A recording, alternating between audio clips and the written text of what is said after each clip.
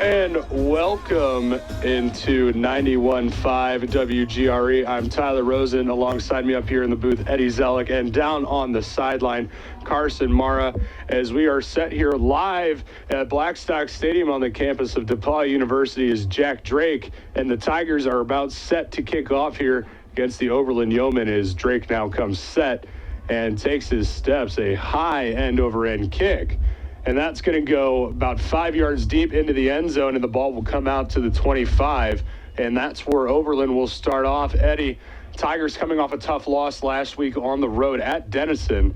A game against a pretty good team in the conference, and a game that the Tigers had their moments. It just got away from them at the end, a 42-7 loss. But what do they need to do here today to pick up some momentum going into next week? Well, right now, you just got to stay strong and focus on the present. I know next week's the big Monon Bell game, your biggest rivalry, the big game of the year, but this has the potential to be a trap game if the Tigers aren't careful enough.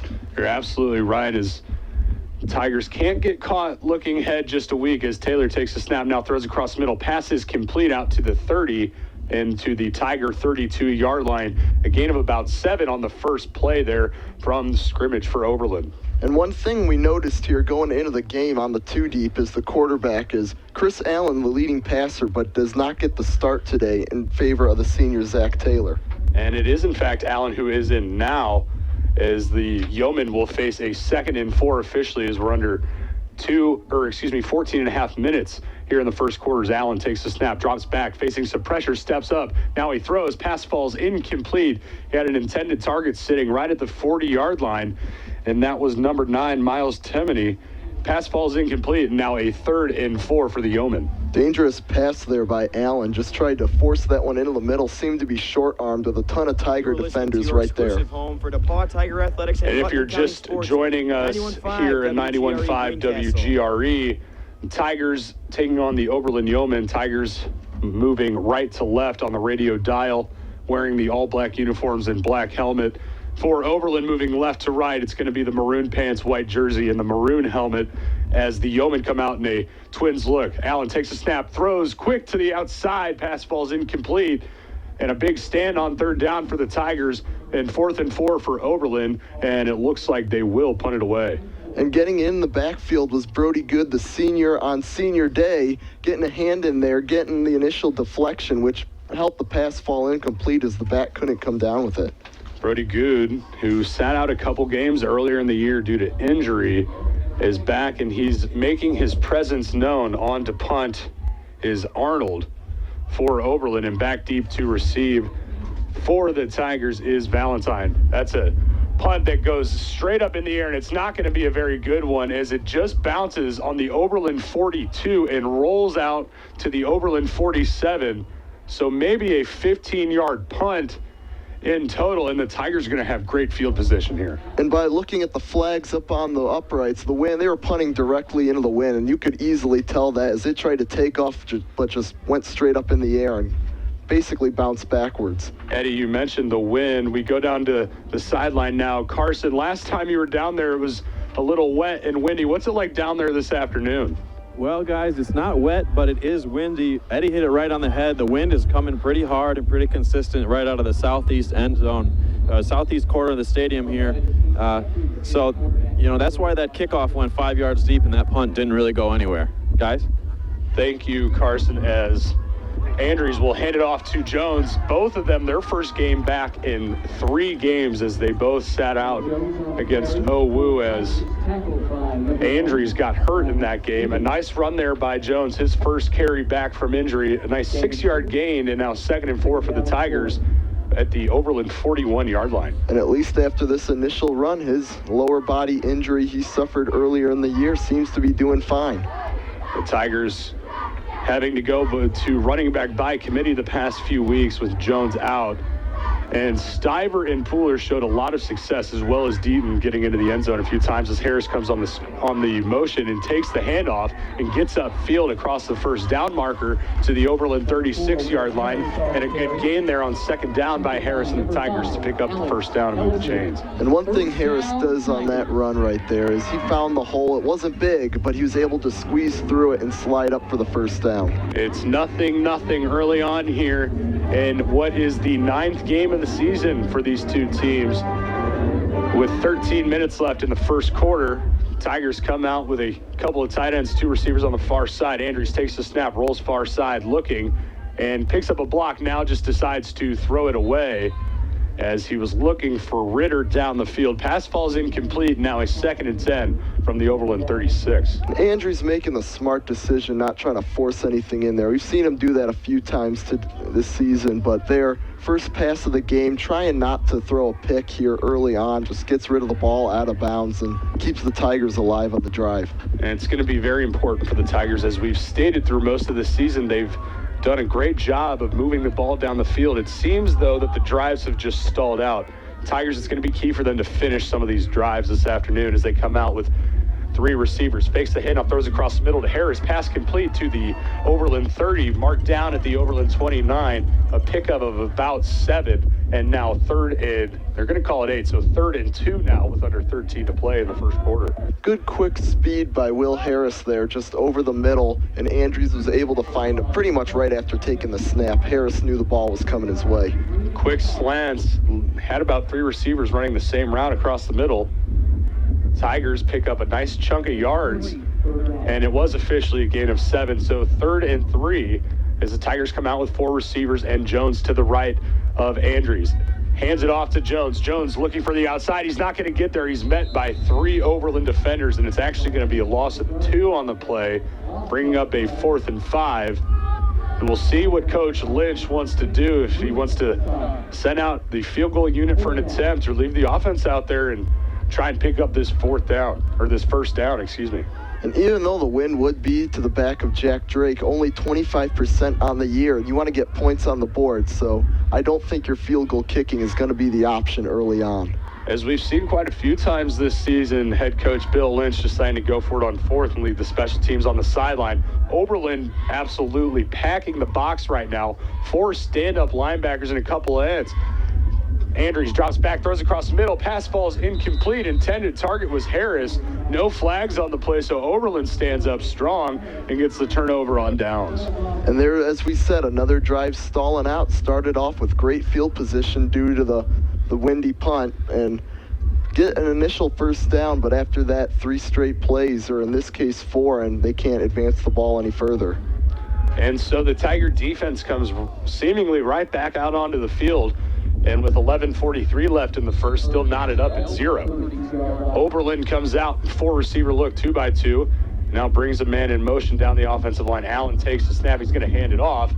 And he's met after about a 3-yard gain. Brooks on the carry.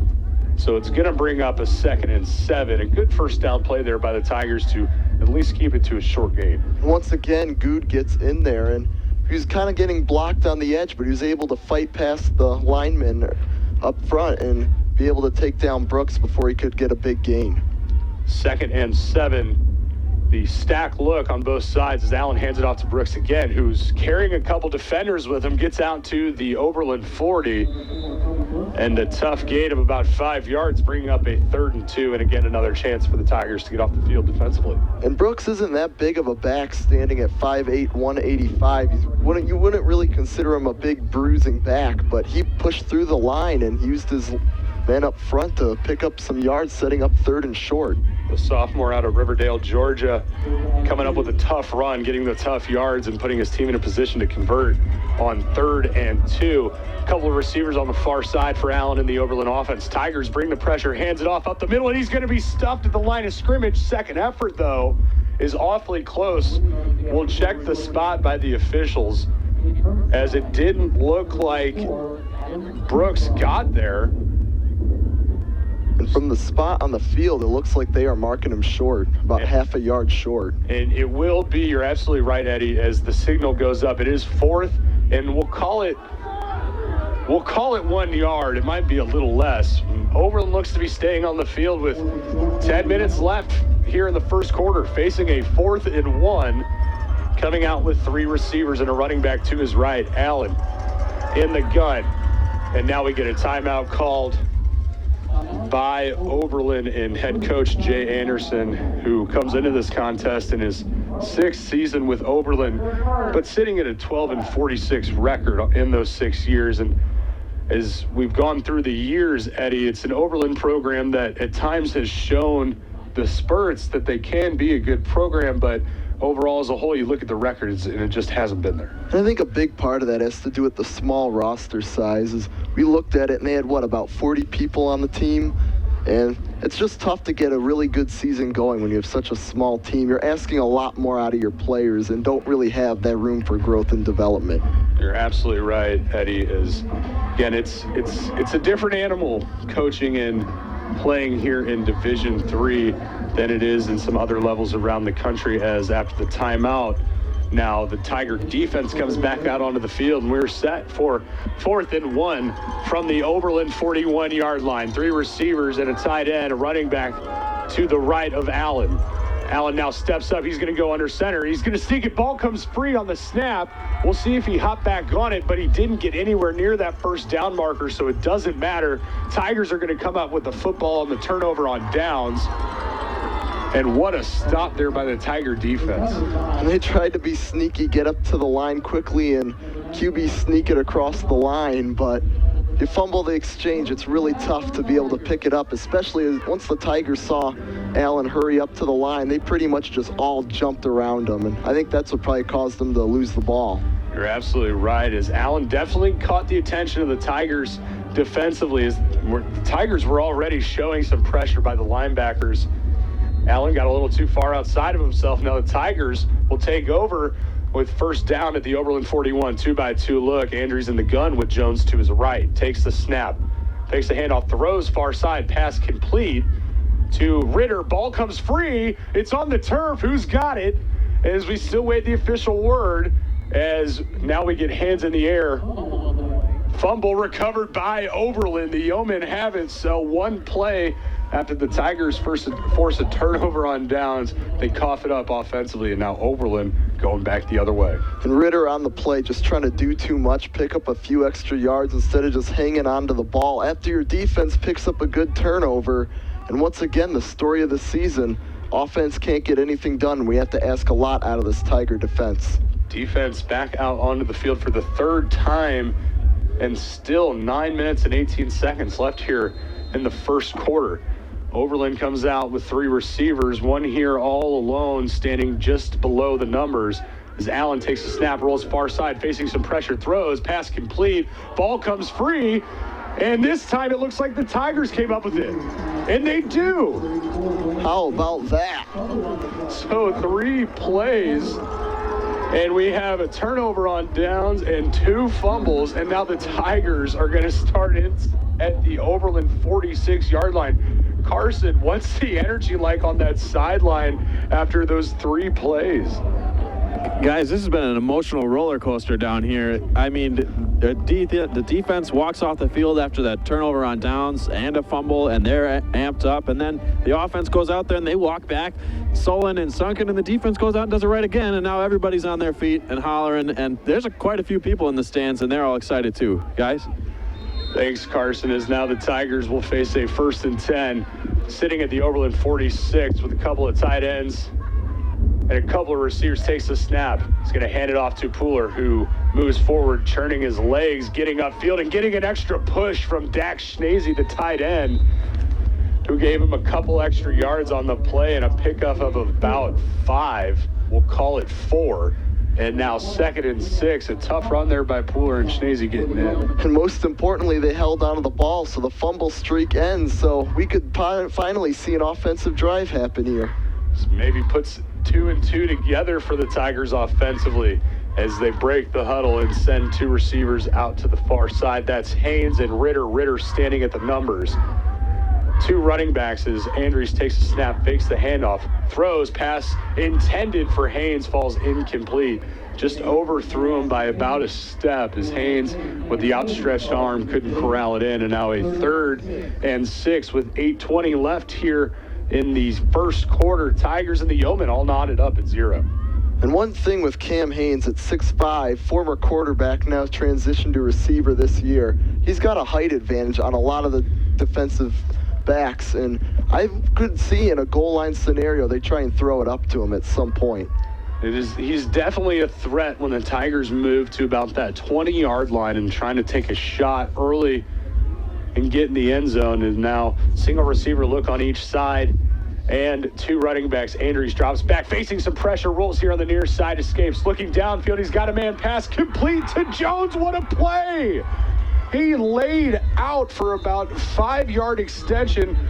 Pass complete down to the 15, but we have a flag sitting at the 25, so we'll check that. But regardless, a heck of a play by Noah Jones. And credit to Andrews as well there too, and he stayed in, and it looked like he was going down, was able to get out, and Noah Jones stuck with the play as well. And it's going to depend on the flag, but hopefully this one play is going to stand.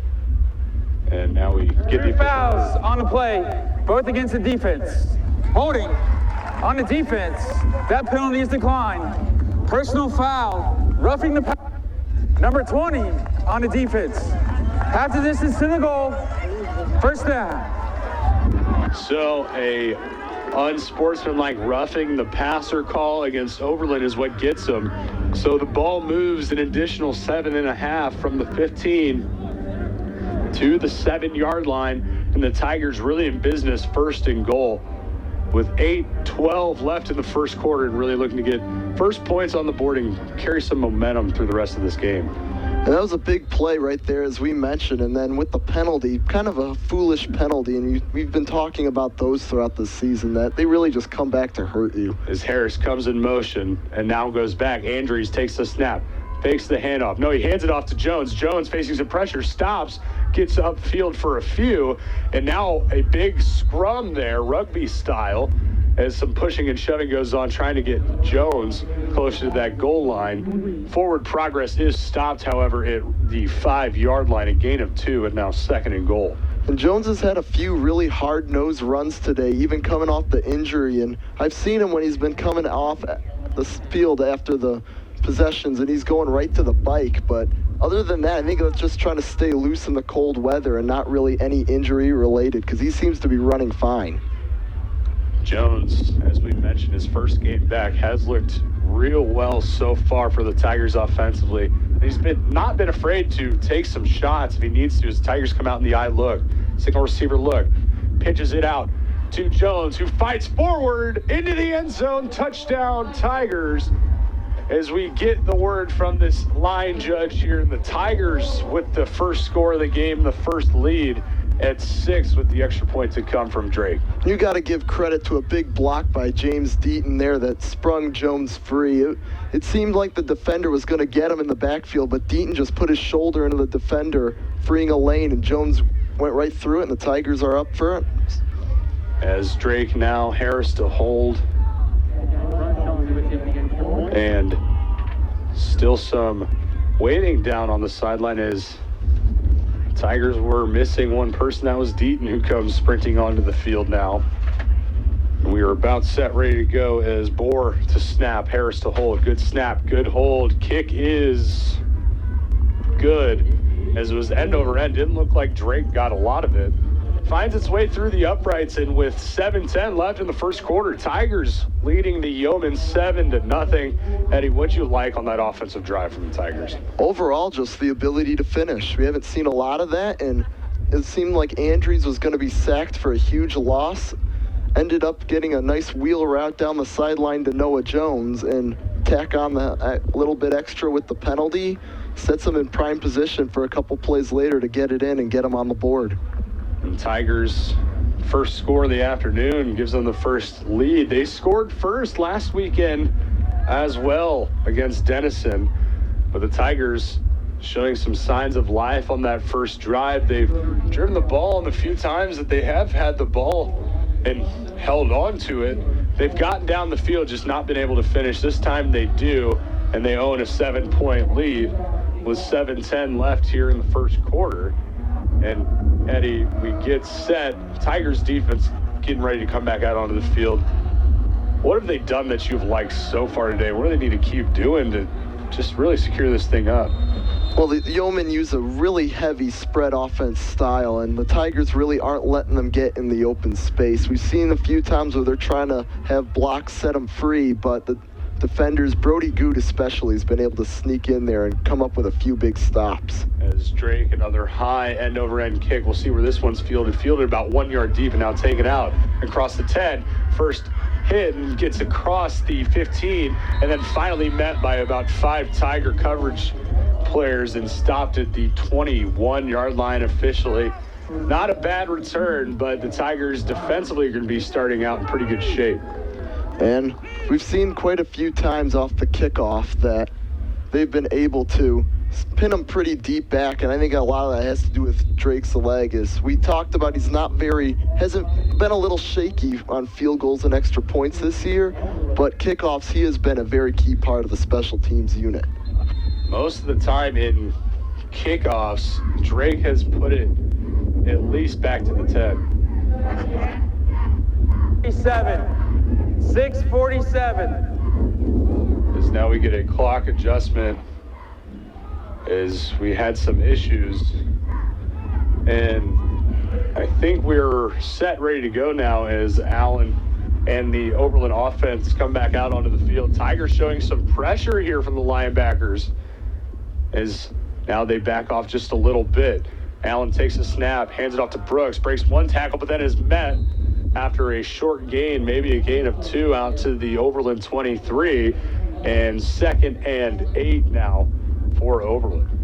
And the linebackers, I think, are going to have to show rush quite a few times today to try and prevent that spread offense to really work out. If you give them open space, it seems like they could break a few big gains, but that's why they're sending the linebackers in to prevent that as much as they can. Will Barron's showing some pressure for the Tigers and linebackers. Allen takes a snap, now drops back, facing pressure, rolls here on the near side, telling his receivers to get down, throws, and passes complete, and for a first down across the 35 and marked down at the 35.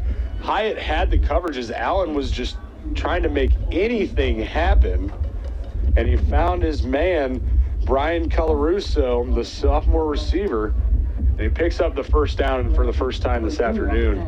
Oberlin moves the chains. There's nothing you can really be too disappointed about on that play, as Hyatt had the coverage, and once in a while a broken play like that's going to work out. As the Tigers again showing the pressure. Now Good backs off and drops into coverage as Allen takes a snap. Now throws quick here on a slant and caught and then driven out of bounds by Scribbs. Gain of about 6 on the play to Savion Munoz, the senior wide receiver out of Willis, Texas. Gain of officially 6, and 2nd and 4 now for Overland as they pick up a little pace and a little rhythm offensively. And even though your offense got 7 points, like I said, this could be a trap game. You can't let the defense get a little more lenient and start giving up points. And now 2 receivers on the far side for Overland, sends a man in motion, now hands it off to Brooks. Brooks fighting forward, gets upfield to the 44-yard line, and gonna be about a yard short, so 3rd and 1 for Overland and the offense. Tigers defense trying to get off the field again, and with 5:15 left here in the first quarter, the Tigers lead the Overland Yeomen by a score of 7-0. And Overland comes out with a bunch. Look here on the near side with 3 receivers and 1 over all the way on the other side by himself. Hyatt on the coverage over there. Low snap, corralled in by Allen and brought down by Good in the backfield. Brody Good read it perfectly as he was blitzing all the way. Bad snap helped him, and he takes down Allen for the sack. And I was just thinking, well, the last 3rd and short, 3rd and 1 scenario, the Tigers were in there able to stop them.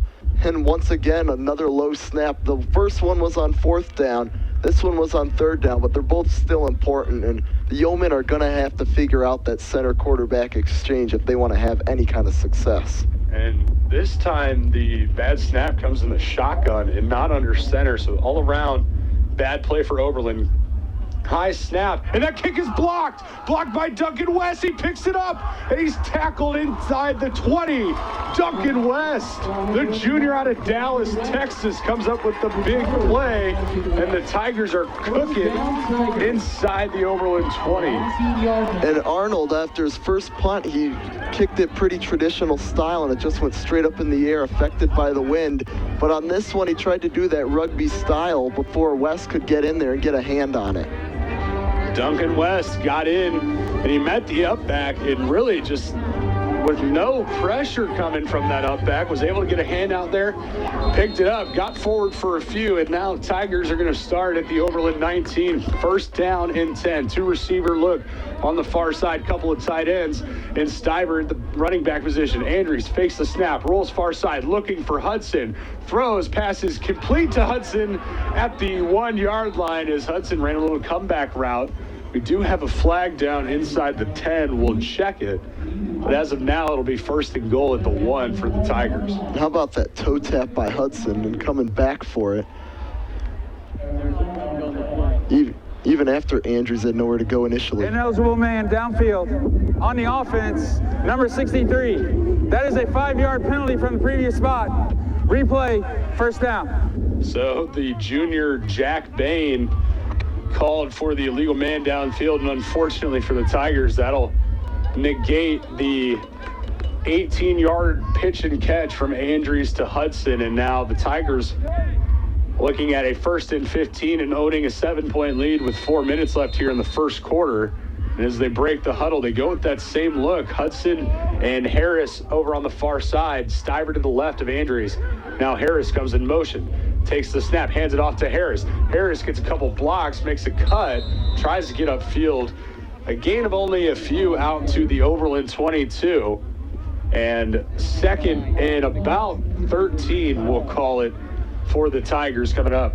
And going back to the penalty on those quarterback scrambles, it's kind of tough because you don't know as a lineman whether your quarterback's going to be throwing it or running it. So Bain trying to set a few blocks, and Andrews got rid of it. They probably are going to need to work on that communication a little bit, but overall, that kind of play, they're bound to happen eventually. And a busted play, anything like that, is definitely in play for a penalty as Andrews takes a snap, looks, finds Hudson, makes a man miss, and he's knocked out of bounds inside the 5-yard line. A quick pitch and catch from, again, Andrews to Hudson on the near sideline, and Ethan Hudson gets upfield to the 3-yard line, and the Tigers will have a first and goal with just above 3 minutes left here in the first quarter. And the big main duo there, the two of them, the leading passer and the leading receiver, Andrews and Hudson. And it didn't work out the first time, but Andrews was able to slip that one into a pretty small window, and Hudson making a man miss along the sideline. It was definitely another toe-tapping, tightrope type of play on the sideline for Hudson. This time he made a man miss, and he got upfield for a few.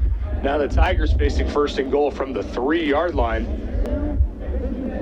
And now we get another clock adjustment to 2:56. And the Tigers come out in the eye look with Schnazy and Pachelny in at the tight end positions. A receiver all alone. Andrews brings him in motion. That's Haynes. Takes the snap. He's going to hand it off to Stiver. Stiver fighting towards the goal line, and he's marked short at around the 2-yard line, maybe even the 1. Nonetheless, it's going to bring up a second and goal with under 2.5 minutes left here in the first quarter. Tigers leading Overland 7-0 if you're just joining us here this afternoon. And even though the run has been the powerhouse, as I said earlier, Cam Haynes is single covered by a Yeoman who's about 5 inches shorter than he is, so Andrews could easily throw the fade over to him. Second and goal from the two. Oberlin showing a lot of pressure in the box, and now Haynes in motion. Now it rolls. Andrews looking, throws back of the end zone, complete. Dax Schnazy in the back of the end zone with the touchdown catch, and just like that, the Tigers go up 13-0 with 2:04 remaining here in the first quarter. Extra point to come. And the bootleg was a great idea there by the offense, making that call as They're all dragging along the side, and Andrews going with them, and Schnese had a step on the man that Andrews could get to. And the extra point now to come, it will be Bohr on the hold, or excuse me, on the snap, Harris on the hold, and Drake to kick. Tigers looking to extend the lead to 14. Good snap, good hold, and a good kick. So the Tigers score another touchdown. This time, Andrews finding Schnese in the back of the end zone from 2 yards out. And with 2:04 left, Tigers lead at 14-0. And Eddie, Tigers were gifted a short field, but it's nice to see them take advantage of that sort of thing this time around than in the previous times this season. And we've seen other drives off of turnovers and turnover on downs where they've gotten it pretty deep in their opponent's territory, just like this drive, having only like 30 yards to go to get into the end zone. And the drive stalls, they can do nothing about it. And even though the wind is at their back and they could, in theory, take a field goal, it's always nice to put 6 on the board. Absolutely right. And the Tiger defense coming back out, they've been on the field quite a bit to start out this game, but however, they've been playing lights out, and they have a couple turnovers to their credit. It's a defense that's probably pretty excited to get back out onto the field, as Drake now comes on to kick this one away. And the Tigers leading 14-0 over the Yeomen of Oberlin College. 14-0, and now the wind knocks off the ball off of the tee as we go down to the sideline. Carson, that energy level now after the special teams, another set of plays with a blocked punt and a turnover, and then the quick touchdown. Energy level's got to be up on that sideline. Absolutely, guys. Schnese, the senior out of Carmel, Indiana, with the touchdown. Everybody and their brother wanted to give him a high five as he came off to the sideline there. And I think you're absolutely right. The defense does not mind being on the field at all today. They are having a blast out there. Haven't given up much as yardage-wise goes. And like you said, the couple turnovers, everybody wants a piece of it today. Tyler? Thanks, Carson and Eddie. The Tigers defense, as Carson said, and we've seen, has really been flying around. And the ball's going to come out to the 25 here, and another opportunity for this Tigers defense to really show what they can do here, especially against a team like Overland that's had its struggles. And they're a very well-rested defense because the offense has done most of the work so far. And on the defensive side, they had a lot of 3-and-outs. The Yeomen showed promise on the last drive, but couldn't get it done in the end. As Allen rolls out here and tried to hit a man coming across the middle, and the pass falls in and out of the hands of Brandon Davies, the sophomore tight end out of Gonzales, Louisiana. And Allen there throwing it across his body back toward the middle of the field. That's why it was just a little bit behind the intended target. And that's not what's going to do him. Is Davies, even though he's got the big frame at 6'3", it's not always going to be the way that they can pick up first downs, and overall just dangerous throws. 4-receiver 2x2 look for Oberlin as Allen takes a snap, facing pressure, throws far side, pass falls incomplete. Again, intended target there was the tight end Davies, and now a 3rd and 10 for the Tigers defense. And again, Eddie, another opportunity to get off the field with another 3-and-out. They just got to keep bringing the pressure on Allen. That's what's been working so far, not giving him a lot of open space so he can make things work with his legs. And now Overland taking their time just a little bit, making sure they have the right play call on 3rd and 10 with under 2 minutes left. Ball sitting at their own 25. It is a 4-receiver look. 3 receivers here on the near side. Allen takes the snap, facing some pressure, spins, and he's dropped in the backfield. And that was Brody Good again who got back there. So the Tigers, for the second time this afternoon, get to Allen in the backfield. This is a loss of what looks to be about 8, and 4th and 18 coming up for the Yeomen. And the Tigers going to get great field position for this next drive. And Good showed up today to play, Tiger. He's not messing around. He's absolutely not. Senior day, he's having himself a day to remember. And now the Tigers with Valentine standing back deep to receive at the 50-yard line. And another bad punt. This one goes off a helmet. Tigers are just going to fan out, and it's going to be down at the 20. So the Tigers are going to start almost exactly where they did last time around, and Oberlin just struggling all around today. And I think they're trying to keep the ball out of the wind, as strong as it is. But if you can't get it above the heads of your blockers up front, it's not going to get anything done. And the Tigers just taking advantage of what Oberlin is giving them this afternoon. And now the offense really seemingly finding their rhythm. Got to take advantage of another short field. And with 1:04 left, Andrews leads the Tiger offense out onto the field with Pooler standing to his left and a 4-receiver look, 2 here on the near, 2 on the far. And Andrews takes the snap, hands it off to Pooler, who gets up the middle and gets upfield for, looks about 5, and again another scrum. But the whistle is blown for forward progress. A gain of about 4 for Pooler out to the 16-yard line of Overland, and we move under a minute left here in the first quarter. And one key point about having the different backs, having Pooler and Stiver added into the rotation, is that Noah Jones is not getting all the carries. And that may have been the reason why we saw part of that injury is a lot of overuse and overwork.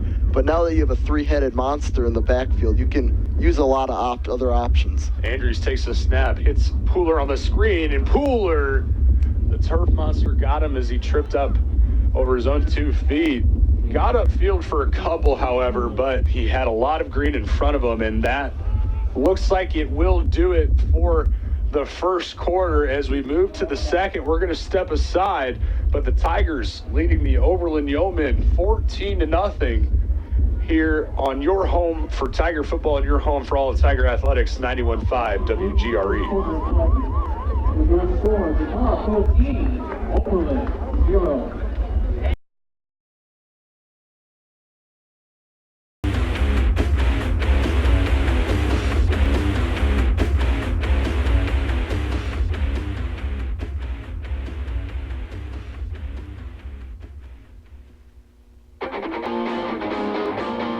DePauw Tiger football on WGRE.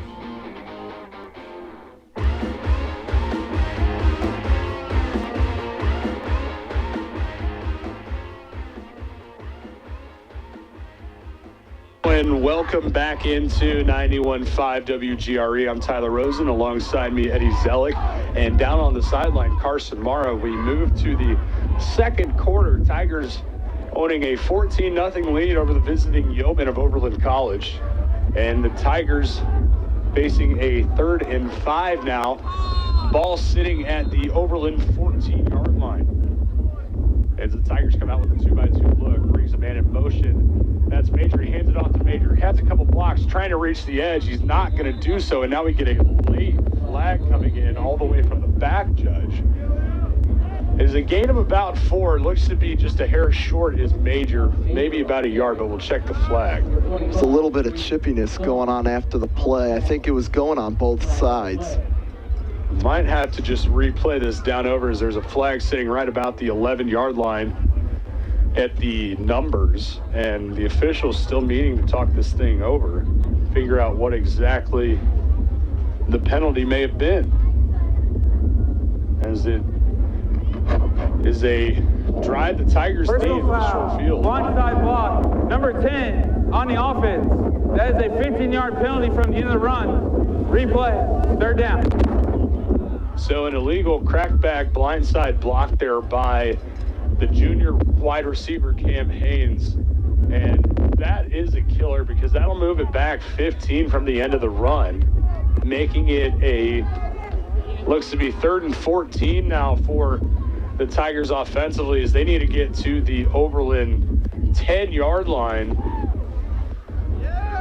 to pick up the first down and keep this drive alive. And most importantly here, I think that just knocked them right out of field goal range. Now kicking into the wind.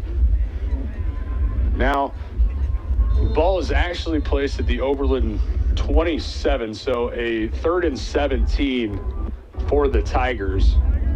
They need to get to the Overland 10, and not many plays that are drawn up for 17 yards, but we'll see what the Tigers want to do here as they come out with a 2-by-2 look and 4 receivers. Andrews in the gun with Pooler to his left. Andrews takes the snap, drops back, throws across the middle, passes complete to Harris across the middle, makes one man miss, and then another one and taken down inside the 5. First down for the Tigers, and a huge play by the senior Will Harris to go out and grab that one and get upfield inside the 5. First and goal for the Tigers. And Chase Andrews, who isn't normally known for his arm, had a great first quarter, 6 of 9, 58 yards in the touchdown to Schneezy, and add another about 20 yards on from there. This is what he's going to need going into next week, taking on Wabash. He's going to need to take what the defense gives him as he goes under center now. Single receiver, couple of tight ends. I look for the Tigers. Pitches it out to Jones. Jones cuts back, fighting towards the goal line. Is he in? He is. Touchdown Tigers, and with 14-12 left, the Tigers lead it 20-0 with the extra point to come. And Noah Jones fighting his way towards the end zone after he made that cut and got upfield. And showing the appreciation for the fans over in the back of the end zone who stopped by Blackstock today. But Tyler, once again, James Deaton setting a huge block to spring Jones free. Deaton, who in years past has been featured as one of the main running backs, this year has kind of taken a different role as it's a good snap, good hold, and a good kick. He's taken a little bit of a different role this year and definitely being more of a lead blocker. He hasn't gotten the spotlight probably as much as he's used to, but he scored some touchdowns this year, and he's making the plays that no one wants to talk about. But it's the plays that matter like that, and the Tigers own a 21-0 lead here with 14-12 left in the second quarter. If you're just tuning in, I'm Tyler Rosen, alongside me, Eddie Zellick, and down on the sideline, Carson Mara. And Eddie, the Tigers, we knew they'd come into this matchup with a chip on their shoulder, especially with how last week went on the road. A heck of an opportunity to come away with a win with the first place team in conference. You come back here and maybe what you and some other people would think of as a trap game with Wabash coming to town next week. They're taking care of business so far. It's early, but they're doing what they need to so far. And that's what's most important. It's absolutely right. The Tigers can't get caught looking ahead because while they sit at 504-4, these last 2 games change the whole outlook on the entire season. And I don't think Bill Lynch would let his team get too far ahead of themselves. And they're showing that here this afternoon as Drake on to kick in again for the 4th time this afternoon. Ball will fall off the tee. Just one of your classic windy November afternoons. Perfect weather for football. And now Drake will call over Jack Gilliam, the sophomore defensive back, to hold on to the ball while he kicks this thing away. The wind has been moving and constantly moving out of the southeast as it's a squib kick. Not a very good one. Don't know if that was designed. Picked up inside the 25 and now taken across the 35. And almost out to the 40 goes Oberlin. And officially marked down at, we'll call it the 37. And that's where Overland will start off, and the Tigers defensively a chance to make some more plays. And once again, the defense is going to have to step up because the Yeomen got their best field position starting off a kickoff on the day. They got some pretty good field position after a turnover on the Tigers' second drive. But other than that, they've usually been starting right around their own 25. And now a 4-receiver look and a running back next to Allen in the backfield. Allen takes the snap. Drops back, steps up now, throws across the middle, pass falls incomplete. There are about 4 Tigers around there. Perkins probably had the best look at an interception, but it falls incomplete, and now 2nd and 10 for Overland. And it seemed like that one was going right to him, just didn't get his hands up in time. And the clock stops after that with 13:57 left here in the second quarter. Tigers leading Overland 21-0. And what is senior day as Overland sends a man in motion, 2-by-2 look now, and hands it off to the running back who gets upfield for a few. And that is Brooks on the carry. A gain of about 4, now 3rd and 6 for the Yeomen in the offense. And this is where we've seen them have trouble in the past trying to pick up 2 fumbled snaps, and yet they don't have only 1 yard, so they may try and air it out, as it seems like Allen's got 4 receivers, only 1 guy in the backfield. But if they can't get the snap down, they're not going to be able to pick up the first down. It's just that simple. No, and they've had trouble in times where they've really needed it. Tigers bring the pressure immediately. Allen stays in the pocket, throws complete across the middle, and a first down. And into Tiger territory go the Yeomen. And on the reception there for the Yeomen is Munoz, the senior wide receiver. A nice grab to move himself and the offense into DePauw territory. And Allen had to get rid of the ball really quick as the Tigers brought the whole house after him. And that's just a smart pickup by the Yeomen. Everyone was coming in. He went short to a wide open target who could break free. Good play by Allen to stay strong in the pocket there with some pressure coming. Takes the snap, makes a handoff, throws across the middle, pass falls incomplete. And the intended target there was Colarusso, the sophomore wide receiver. And, you know, we mentioned Allen just standing in that pocket. A frame that is very similar to that of Cam Hayes. Allen stands in at 6'3", 200 pounds. That's a pretty big quarterback out there, and he really makes his running back look very small. And for being a guy of that size, he can get around pretty good as well. A lot of strength. As Good shows pressure for the Tigers defensively, 2-by-2 look for Overland as Allen now takes the snap. Facing some pressure, he's going to be dropped by Good again. He was the first one there, and it looked like it may have been Pazabom who came in to clean it up. A big play for the Tigers and a loss. And now a 3rd and 11 for Oberlin. And the Yeomen have no response for Brody Good. He is just sneaking past him like it's nothing. And that's about his 3rd or 4th tackle for loss already in this game. Good really does create a mismatch working with some of those bigger offensive tackles. He is very quick and something that offensive linemen don't see very often. As Oberlin with 2 receivers on the far side, Allen's going to take the snap and roll that way. Quick out, pass complete, but well short of the first down. So the Tiger defense coming up strong there on 3rd down. However, it does make it 4th and at least manageable. And at the Tiger 35-yard line, you're going to have to think the offense is going to stay on the field here, especially down 21-0. And head coach Jay Anderson seems pretty content with that as well, Eddie, is the offense still out onto the field. A bunch look on the far side, and same look here on the near, and a running back to the left of Allen. Tigers not showing much pressure here. As Allen takes the snap now.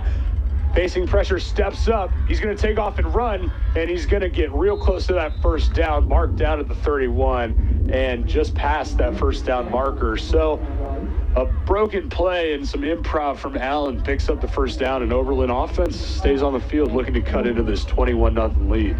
The O-line was able to clear him a lane once the Tigers brought the pressure at him, and give him credit for being aware that that option was there and taking off and extending this drive. We see a lot of times in young quarterbacks, they're going to be more likely to try and force a pass of that nature. Allen getting upfield and doing what he can with his legs, and now 2-by-2 look again for Overland, and a running back to the right of Allen. Takes a snap, throws quick out, and a pickup of about 4, maybe 5. And now a 2nd down and medium to come for the Yeomen. They tried to set a block, but I think on the play there, they blocked Dillon Hyatt right into the receiver. And Carson, you know, we've seen this defense out on the field a lot. Is it seemingly start to catch up on this drive with the defense? Yeah, it looks like Oberlin is just doing a good job of getting quick outs. DePauw's playing a little bit off the receivers here on the outside, and they've been doing a good job with those power runs up the middle. Brody Good has been a force on the edge, but the interior defensive line has had a little bit of trouble stopping that interior run game. Guys? Thanks, Carson. As you said it right there, Good was the one who brought the pressure on that pass play. Falls incomplete, so it will be 3rd down and about 5 with 10:22 left, and the Tigers leading 21-0. Oberlin knocking on the door with the ball sitting at the DePauw 26. Once again here on 3rd down, I'd expect the Tigers to bring the rush and let to see if the Yeomen want to go to that quick slant route. as the Tigers showing some pressure on the edge, and guess who? That's Brody Good. Now he steps back as Allen's still waiting for the snap, now takes it. Looking, throws, far side pass is incomplete, and the Tigers force a 4th and 5, and now you can't help but think maybe Oberlin will try and take the points, but it's still not an easy field goal. It'd be about, we'll call it a 43-yard attempt. Wind would be at their back, though. Keep that in mind. I don't know if that's a difference, but I feel like Allen's out there looking for the play call. He wants to be out there for this play. And you're absolutely right. The offense is going to stay out there.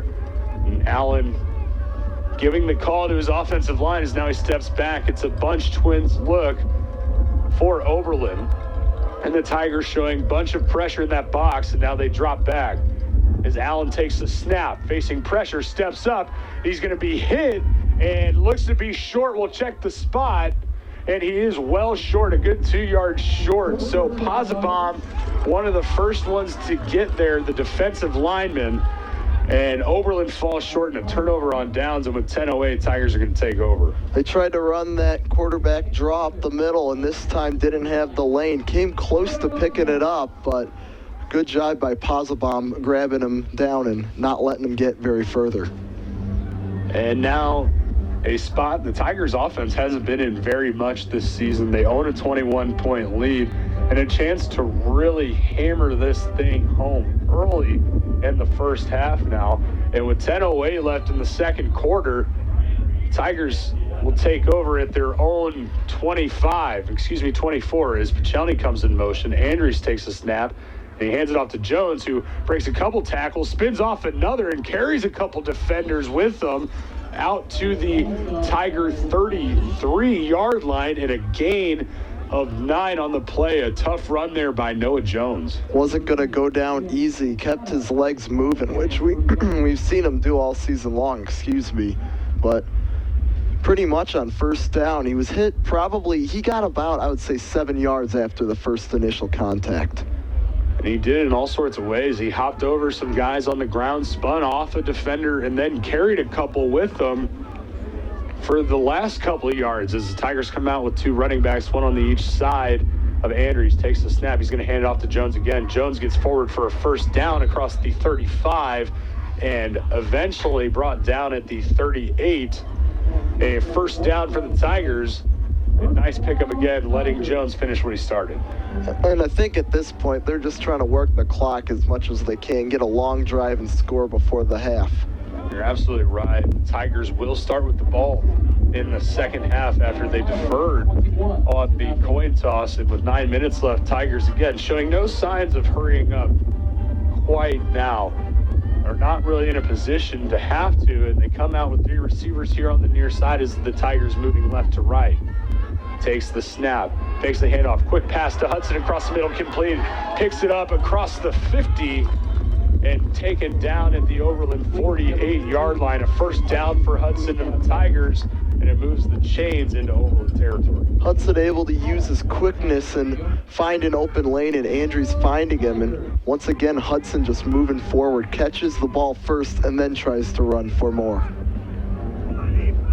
And now some more substitutions being made for the Tigers as they're content with taking their time and nickel and diming Oberlin down the field as much as they can.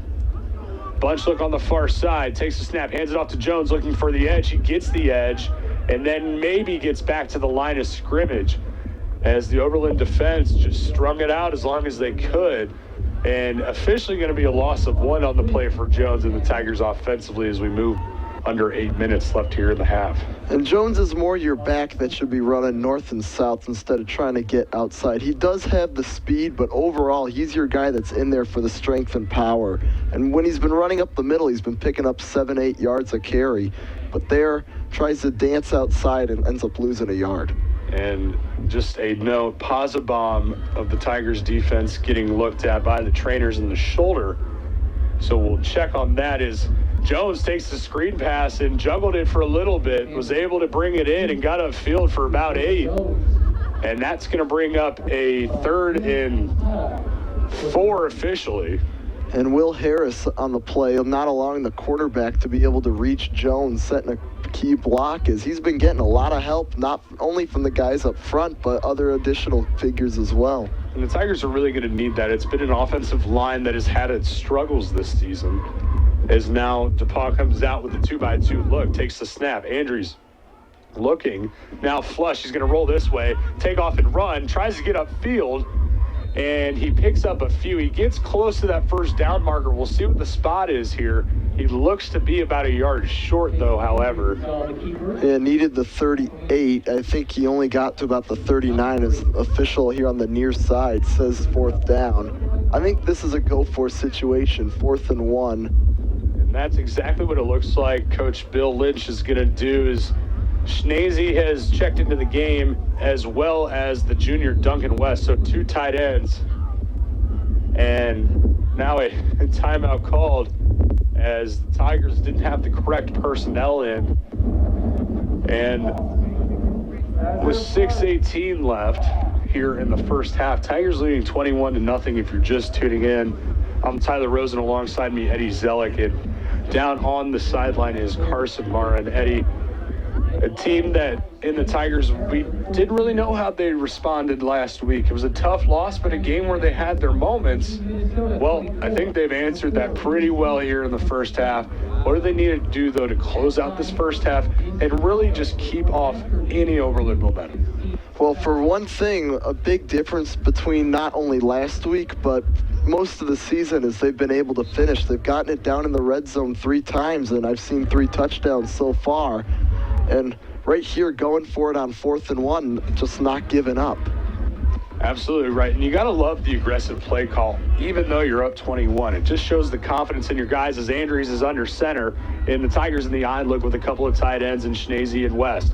Hands it off to Jones. Jones gets forward and picks up that first down, but not by much, as he had a lot of green in front of him, but it looked like he got tripped up right at that first down marker. Moves the chains for the Tigers, and ball now at the Overland 37-yard line. Most importantly, just keep instilling the confidence in the Tiger offense, who they've got a big game and a tough task ahead of them next week. And I think a lot of this has to do with building up their confidence, telling them they know that they can do it going into Monon Bell. You're absolutely right, as the Tigers now come out and bring Harris in motion. Fakes the handoff. Now Andrews looking, and we'll just dump it off to Harris, who tried to get upfield, but he caught it too close to the sideline and steps out at the 40. So it's actually a loss of about 3 on the play, and now a 2nd and 13 for the Tigers. And they tried to set up the screen pass, but just lost track of where he was on the field. And those are the kind of things that end up hurting you when you're trying to build a drive, just not knowing where you're at. And I think the biggest issue there was when Harris was coming over in motion. I think he just let himself a little too far wide outside the numbers, didn't have much room to work with. As the Tigers moving left to right come out with a 3-by-1 as Andrews takes a snap. Quick throw across the middle to Ritter, complete, and he's fighting towards that 25. He does get there, a first down for the Tigers. Ball out to the 25, and Ritter, a heck of a catch to go up and make a play. Andrews threw that one a little high, something we've seen him struggle with before, but a great adjustment the junior Ritter makes to be able to go up and make the catch, and another first down. And now some more changes being made as Deaton and Schnese check into the game for the Tigers. Hudson and Ritter, solo receiver look, one on each side. Hudson over on the far side, and 2 running backs. As Andrews takes the snap, hands it off to Deaton, and Deaton met right at the line of scrimmage. No gain on the play. And now a 2nd and 10 for the Tigers offensively to come. And we've seen, as you mentioned it, Deaton not really the power, the main force in the run game, but gets a call there. Now he's exiting the field, but he's had some pretty strong runs this year where he doesn't give up, but he was met by about 3 yeomen and had nowhere to go.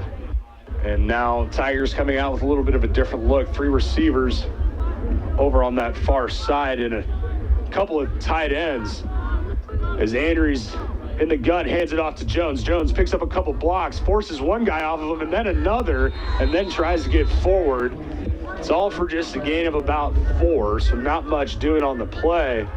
And now a 3rd and 8 as we move to under 4 minutes left here in the first half. Tigers leading 21-0. That run showed a lot of the toughness that Jones has, as takes a gain of about nothing and turns it into about 4 yards, which is better. It's a lot better to have a 3rd and 8 than a 3rd and 13.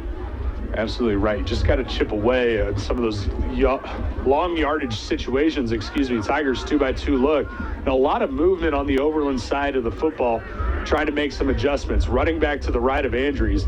Has to get the play off, will he? He just does, and no, he doesn't. We get a late whistle, and it will be a delay of game.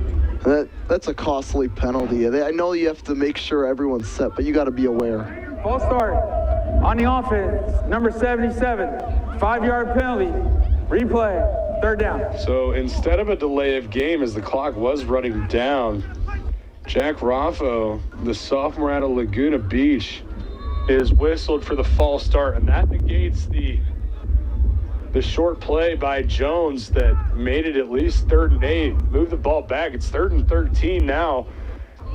And we're approaching just under 3 minutes left here in the first half. Tigers come out, 4 receivers, 2 on each side.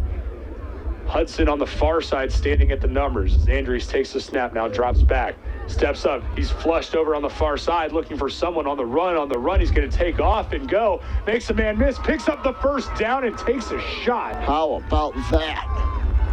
Chase Andrews just stringing the play out and trying to keep it alive. Catches the edge and gets upfield for about 17. And a huge pickup for the Tigers. Ball now inside the Oberlin 15 and 1st down. And that shows the growth and maturity Chase Andrews has gone throughout this season as the full-time starter officially.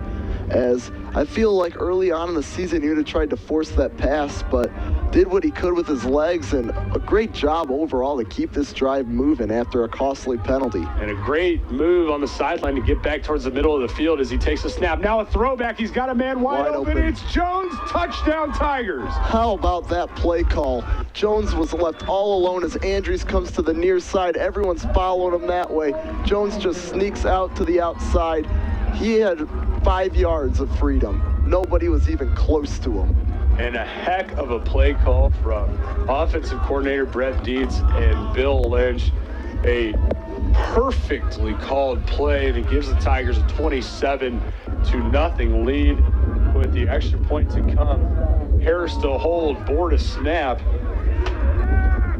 and a good snap, good hold, and the kick is up and through the uprights, so the Tigers lead out to 28-0 with 2:19 left. And Eddie, we said at the start of that drive, the Tigers, they seemed content with slowing things down. Well, they did. They took nearly 7 minutes off the clock, and with 2:19 left, they got a 28-point lead. And how about the day we've seen from Noah Jones so far? We've been talking Brody Good's been having a great day on the defensive side of things, but that's Jones's 3rd touchdown of this first half. Doesn't get much better than that. 2 on the ground and then 1 in the air. So Noah Jones putting himself quite a day coming off of injury, to say nonetheless. And Tigers just flying around, having fun on both sides of the ball. And the key has been offensively to finish drives. And if you're the Tigers, again, you still have a whole half of football to play. But when you sit back tomorrow and you watch this, it's a confidence builder going into next week, knowing that a tough team's going to come in here. So the Tigers putting a lot of good things together, and it's finally starting to click offensively for the Tigers. There's finally a little bit of rhythm there. And that's all they needed. And again, we will remind you that right as the half ends, Carson will grab Coach Lynch for a quick couple questions, and then we'll take a break. And when we come back, Eddie will have DePauw alumni and Ryan Myrene here in the booth for a halftime interview as the kick goes out of bounds. So a flag, and the ball will come out to the Oberlin 35. Not an ideal start to this drive, but I think a 28-point lead might remedy that situation. Strong as the defense has been, I don't think there's much to worry about. On the kicking team, Oberlin has elected to take a 5-yard penalty and re-kick. Okay, so I spoke a little too soon there. 5 yards in the re-kick, so a chance at an even better field position for Oberlin. But still kind of a risky decision when you can have the ball already at the 40 and now you want to re-kick when you could get stuffed way back when and you could even turn the ball over. As we've seen Drake get the ball, his first kick was about 5 yards deep. We saw another one get to maybe a yard deep, so it's a situation where if Drake can't get this thing in the end zone, he's forced to field it inside your 10, maybe even 5, and that can make for a very dangerous situation if you're Overland. You don't want to be backed up and try to get on score with the Tigers getting the ball in the second half, down 28 in what could be worst case scenario for the Yeomen, 35 even. As Gilliam will again come over to hold the kick for Drake. Again, that wind just howling down there on the field as we look at the flags on the top of the goalpost and the American flag right across the way. It is howling out of the southeast, and that's a squib kick angling towards the sideline again, and this one also goes out of bounds. It almost looked like the Tigers were going to make fools of the Yeomen there as that ball was slowing down as it moved inside the 10, but it rolls out of bounds. We'll see what Jay Anderson wants to do this time around. Number 14 on the kicking team, Oberlin has elected to take a 5-yard penalty and re-kick. So Jay Anderson, very content with just re-kicking these as long as we have to. And we'll do it all again and see if Drake can't keep this one between the lines. So we've gotten ourselves into a little chess match with these kickoffs. So now the ball being placed at the 25 for Drake to kick. Oberlin return man is set up with his heels at his own 18-yard line. So again, we'll see if Drake can't at least give Overland an opportunity to field this thing. And that one will stay in play as it's high end over end, fielded at the 25, taken across the 30 and now the 40, and hit by a couple of Tigers at the 42, but now turning legs forward. And again, another rugby style scrum right around the 45. And that is where Overland will start this drive, is they will take the field with 2:09 left here in the second quarter and trailing 28-0. A tough afternoon for Overland on both sides of the ball. And their plan to try and get the ball as far up as they could didn't end up working out, as they really only got about 8 yards further than where it would have been if they would have just taken the penalty. And so officially ball comes out to the 48. As Overland comes out with two receivers here on the near side, takes the snap, Allen hands it off, makes a man miss, gets cutting, angling here towards the outside, gets upfield across the 50, and a gain of about 4, and on the carry that time was Ryan McCrum, as he took that one out of the backfield, the freshman out of Avon Lake, Ohio, at Avon Lake High School. And Brandon Davies, the sophomore tight end, who we've seen be the target of many of Allen's passes, helped with the key block on the run. And now Overland takes the snap. Allen rolling far side, looking, steps up. He's going to take off and run, but get right back to the line of scrimmage, as it looked like Rahimi was the first one there. And now a 3rd and 6 as we're under a minute and a half left here in the first half. Tigers leading at 28-0. If you're just tuning in, Overland now looking to the sideline, still looking for the play. They come out with a 2-by-2 look and 4 receivers, and the running back to the right of Allen. Gooch showed pressure. Now he steps back, and now Allen throws across the middle. Pass is incomplete, and no flags on the play. Good play there by the Tigers coverage unit, and Perkins got in there to make a play. Pass falls incomplete. It's going to be 4th and 6 with just under a minute left here in the first half. And Perkins did timed that very well to make sure he got there as soon as the ball did to avoid a penalty. seems like the punt unit's coming on. But one thing that didn't make sense, Tyler, is why they weren't taking timeouts, trying to possibly get a drive going, as it seemed like they were just very scattered on offense on that last drive. Absolutely right. As we saw after almost every play, Allen looking to the sideline, just frantically trying to figure out what the play was going to be. It's a slow snap, but the punt finally gets off and going to take a bounce. It's going to go right into the end zone, so Valentine's just going to watch it roll through, and the Tigers will set up shop at their own 20 with 57 seconds left in. We'll see if the Tigers are just going to be content with taking a knee and running this thing into the locker room. Well, 57 seconds and 2 timeouts, I think there's still plenty of time to at least run a few plays and see how they end up before determining whether you just want to take knees or not. And the Tigers finally coming out onto the field, breaking the huddle on the sideline, as Andries in the gun with a couple of running backs around him. So the Tigers do look like they're going to try and run some plays. And again, another clock issue, and not the first time this afternoon or this season. And I think we are all set to go with the change to 47 seconds now, and the Tigers leading 28-0. See if that changes anything. It's full 10 seconds off the board, but it doesn't. Tigers single receiver look on each side, couple of running backs. Andries takes a snap, hands it off to Deaton, who gets upfield, sheds a couple of tacklers, and gets out to the 29. Gain of about 9 on the play, and now a 2nd and 1. And I think the answer to what the Tigers are going to do is they're just going to run out the clock, not taking any timeouts.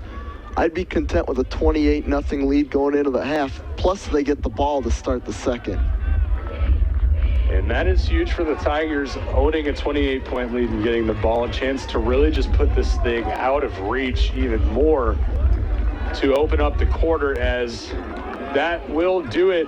And we will send it down to Carson momentarily as he awaits head coach Bill Lynch as Tigers start flooding into the locker room and as time expires. The Tigers will go into the half owning a 28-0 lead. We go down to Carson on the sideline right now. Coach, obviously 28-0. You got Noah Jones and Chase Andrews back today. What has that done for you? Well, obviously, it's kind of spurred our offense on. I think our guys up front are playing well, and the receivers have made some good plays. You know, it's a windy day, and the kicking game's had a lot to do with it. We had a couple block punts, and that's been huge, too. And as he said, you just keep the foot on the gas, play to win, don't play not to lose. That might be a double negative there, but it doesn't really matter when you got a 28-0 lead. I think we all know what you're saying, Eddie, and the Tigers really do just have to close this thing out. They got 2 quarters to play, and then they can spend a week thinking about the biggest game of the season. But for right now, they've got a half hour of football left to put this thing away and move back above 500 this year going into next week, as the kick is high end over end, going to be fielded inside the 10 and taken at the 6 across the 15 and now the 20. 25 takes his first shot and then will eventually be brought down by a few Oberlin coverage men. Ball out to the 27, and that's where the Tigers are going to start, as we would assume Andries will lead this offense back out onto the field to at least start this third quarter, as the Tigers have a 28-0 lead. And you'd think at least the smart thing would be, if the Tigers get in the end zone here, to let the second stringers get in and keep your starters healthy, obviously, for next week's big game. Absolutely right. And I think at least to start this second half, both sides of the ball, the ones are going to get at least one drive to really close this thing out, as the Tigers come out with just a couple receivers, brings Harris in motion. Andrews is going to hand it off to Jones, who gets forward for a couple. Is tripped up across the 30, gets out to the 31. A nice gain of about 4 on the play by Jones, and he picks up right where he left off. He had the big first half, 2 touchdowns on the ground and 1 through the air when he was wide open, and he's just going to keep it going, obviously showing that injury must be fully healed and taken care of. As Jones just hasn't seemed to skip a beat at all this afternoon after coming off of 3 weeks of injury, and the Tigers come out with a 2-by-2 look. Andrews takes the snap. He's going to hand it off to Jones again. Jones has got a hole, gets across the 35, across the 40, and simultaneously we get 2 flags coming in. And looks like this thing might be coming back. Was a first down, though, for the moment.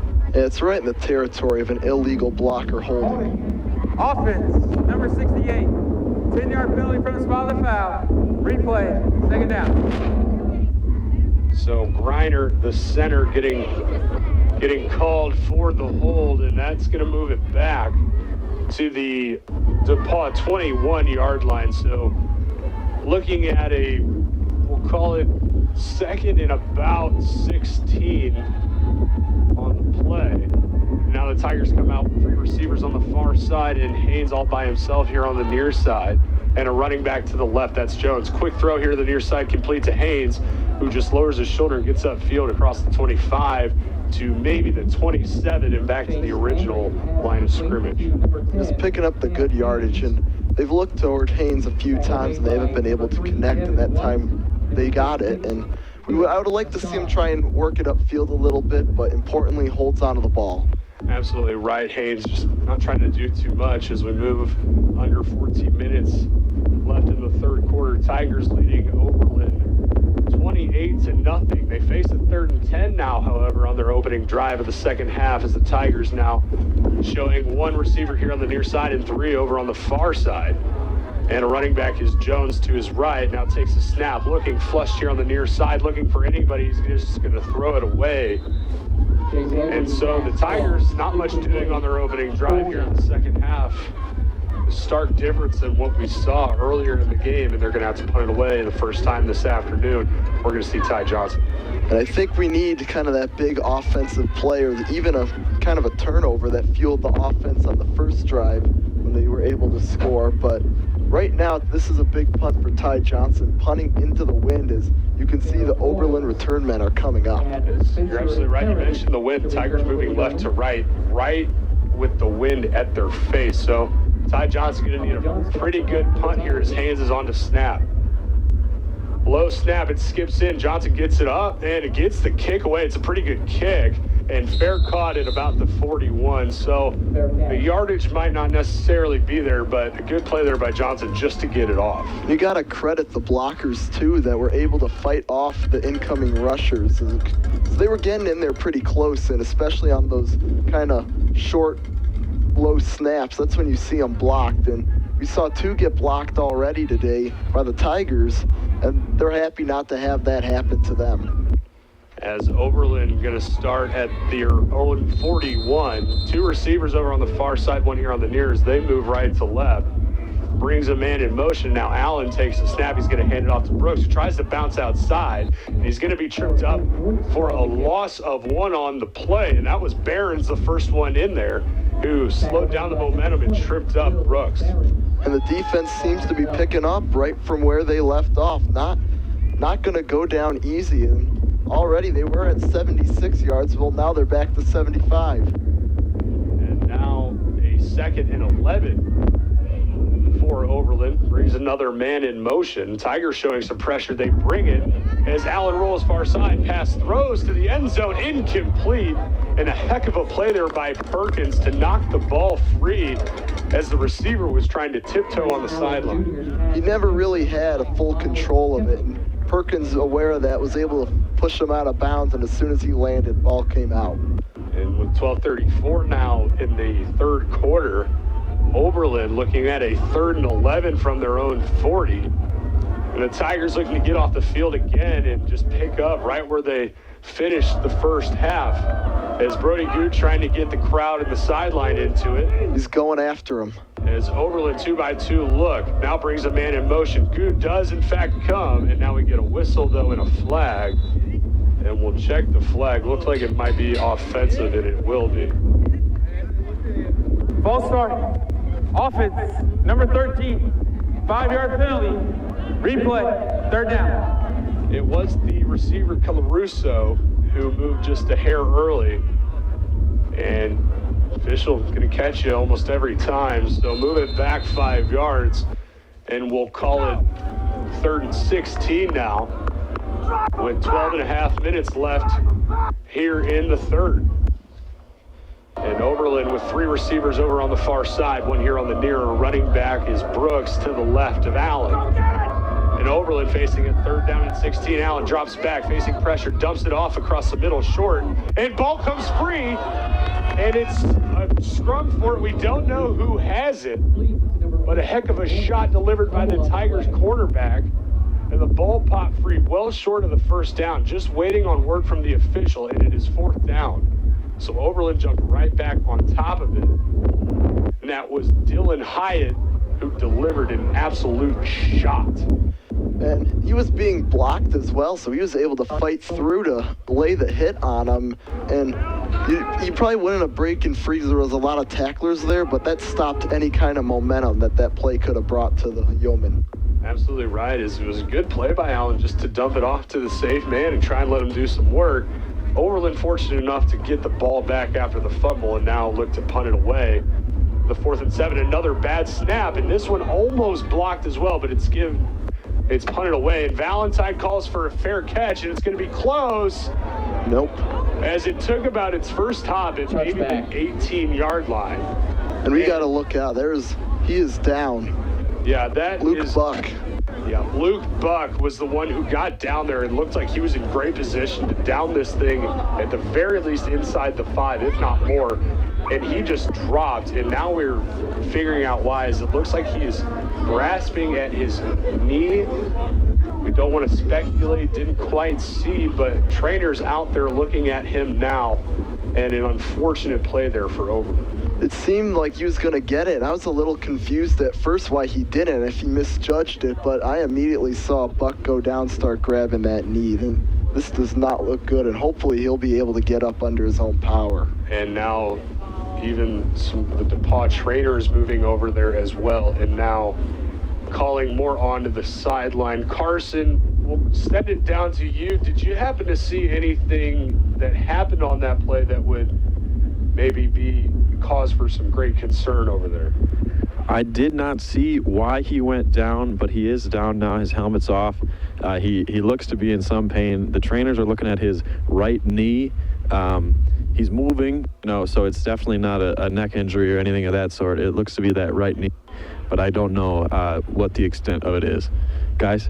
Thank you, Carson. And it was a non-contact injury, and a lot of times that is worse. And you, again, don't want to speculate, but it is down with a knee, didn't quite catch a number. Oh, it is Buck, excuse me. He is down, standing right at that goal line, and we're going to step aside for a little bit here and let them work this thing out. You're listening to DePauw Tiger Football and your home for all Tiger Athletics, 91.5 WGRE. Are you tired of trying to track down and follow all of your favorite WGRE DJs and broadcasters? Fear not, listeners, I have the perfect solution for you. We're on Twitter. Just follow us at WGRE Radio to get updates from your favorite college radio station as they happen. Now you can sit back and relax and still be in the know. WGRE, your Twitter alternative. And welcome back into 91.5 WGRE here in Greencastle, Indiana, as the Overland Yeoman with Luke Buck going down on the punt there is being helped off the field, and we hope everything is all right there. No major injuries for that young man. Luke Buck, the junior out of Collins, Ohio, the linebacker, went down on that play. And so now as we shift our focus back to football, Eddie, with 11 and a half minutes here, Tigers offensively first time out didn't look too hot. And defensively, they force a 3 and out. They get the punt away and catch a break by having it roll into the end zone. But if you're the offense, you need to put some points on the board to just at least put this thing out of reach, at least seemingly out of reach. And, well, they did it on the last drive to go up 4 scores, but we could use another 6-7 minute drive, heavy run based, a few passes here and there just to move it down the field and hopefully put this thing away. You're absolutely right, as now Andrews with Two receivers on the far side. Now takes a snap, quick screen over to Hudson. Excuse me, that's Ritter, who makes a man miss and gets upfield for a few, maybe only 3 out to the 23-yard line. So not a bad play. Keeps the clock moving. It gets you some positive yards, but doesn't really get you upfield much. And on top of that, it does give Andrews a couple more throws to get him his confidence with being through the air. And now, Eddie, as we said, Tigers took about 7 minutes off the clock in the first half to give Overland the ball back with 2 minutes, and they are really taking their time now here as they move under 11 minutes, and Harris comes in motion. And a couple of tight ends for the Tigers in this package. Hands it off, tries to cut back and gets upfield. That was Jones. Ends up picking up about 3 on the play. Not a bad carry. Gets out to the 26-yard line, bringing up a 3rd and 4 now for the Tigers offensively. Pretty good awareness to realize that if he tries to dance outside, he's probably going to get dropped for a loss, so just lowers his shoulder and picks up a couple yards. That sets up a 3rd and reasonable for the Tigers. 3rd and 5 now for the Tigers, and in the first half, the Tigers were 3 of 5 on first down. Currently sitting at 3 and 6 after the first drive. See if they can't convert. 4 receivers set and a running back to the right. As Andrews takes a snap, drops back, throws across the middle to Harris. Caught, gets upfield across the 30, as it looked like Harris had to stop on a dime and stop his momentum. If he would have kept going towards the outside to the other side of the field, he probably would have been marked short. He gets upfield, picks up a few, moves the chains. Didn't look pretty, the move he made, but he made it work, and that's all that matters in the end to keep the drive going. Now some more substitutions being made for the Tigers as Dillon checks in at running back. And the Tigers looking at a 1st and 10. Ball at the Tiger 33-yard line with a couple of running backs, one on each side, and single receiver look on each side. Oberlin not bringing the pressure. It's going to be handed off to Stiver. Stiver gets maybe back to the line of scrimmage before being brought down. And a 2nd and 10. And once again, as I said earlier, you have the triple threat. You could even say four of them with Deaton thrown in there, but with all these different backs, you're taking the load off of Noah Jones while also giving them some experience and different play opportunities, not only for next week, but even going into future seasons. And these running backs, all with different styles of running the ball, really can create a problem when you start rotating 3 or 4 in throughout a game. So now the Tigers with a 2nd and 10, 3 receivers here on the near side. Takes a snap, fakes a handoff, pass thrown across the middle, and pass is complete as he took a shot. That was Luke Stoker, the freshman wide receiver out of Tipton, Indiana. Took a shot coming across the middle. It was a gain of about 6, though. We'll call it 5. And already we're starting to see some of the backups getting a little bit of good game experience here. It's always good to get in with a lead and be able to say you contributed, especially if this is maybe your first appearance of the season. Absolutely right. As we saw last week towards the end of the game as well, a little bit of a different scenario being on the flip side of a score like this. Saw some young guys get some work, and now the Tigers come set 3rd and 5 as we're under 8 minutes left. 2 receivers on the far side. Ritter all alone standing at the numbers here, and now we get a whistle and a flag, and this one might be a delay game.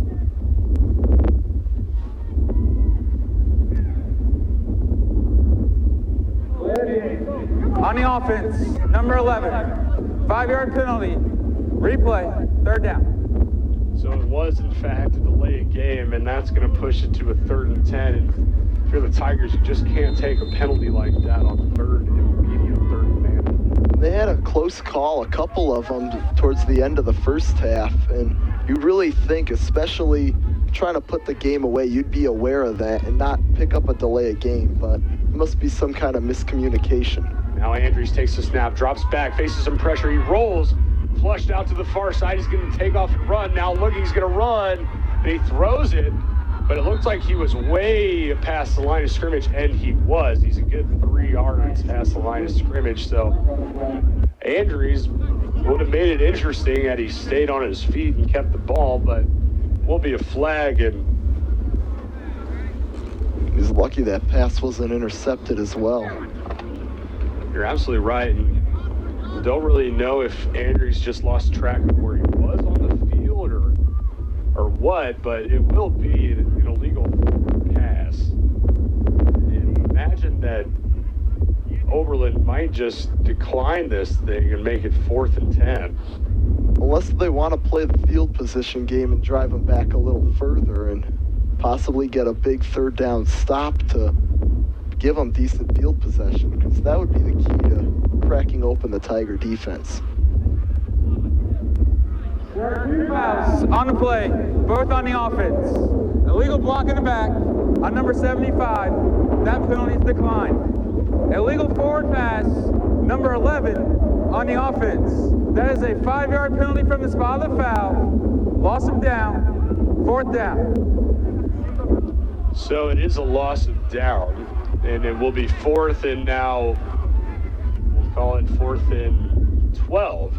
So Ty Johnson comes back out to punt for just the 2nd time this afternoon. And the Tigers offensively, it's early here in the 2nd half, but it's been a tale of 2 halves so far. It has. I think a lot of it has to do with coming out with a 28-0 lead. I don't know if the motivation was 100% there. I think they have the lead, so they're just out there to run the clock, when the real case is you got to keep putting up points. And Haynes on to snap. It's a good snap.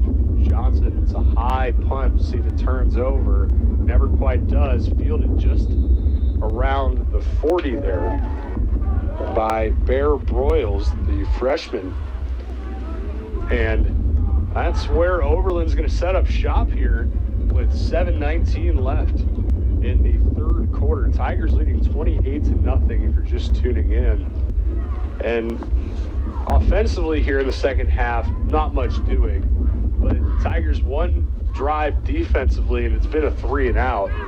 And this defense really hasn't shown signs at all throughout the day of slowing down. No, they've been running the show, and even up 28, we've been seeing Brody Good, the captain on his senior day, really just having a good time and playing tough.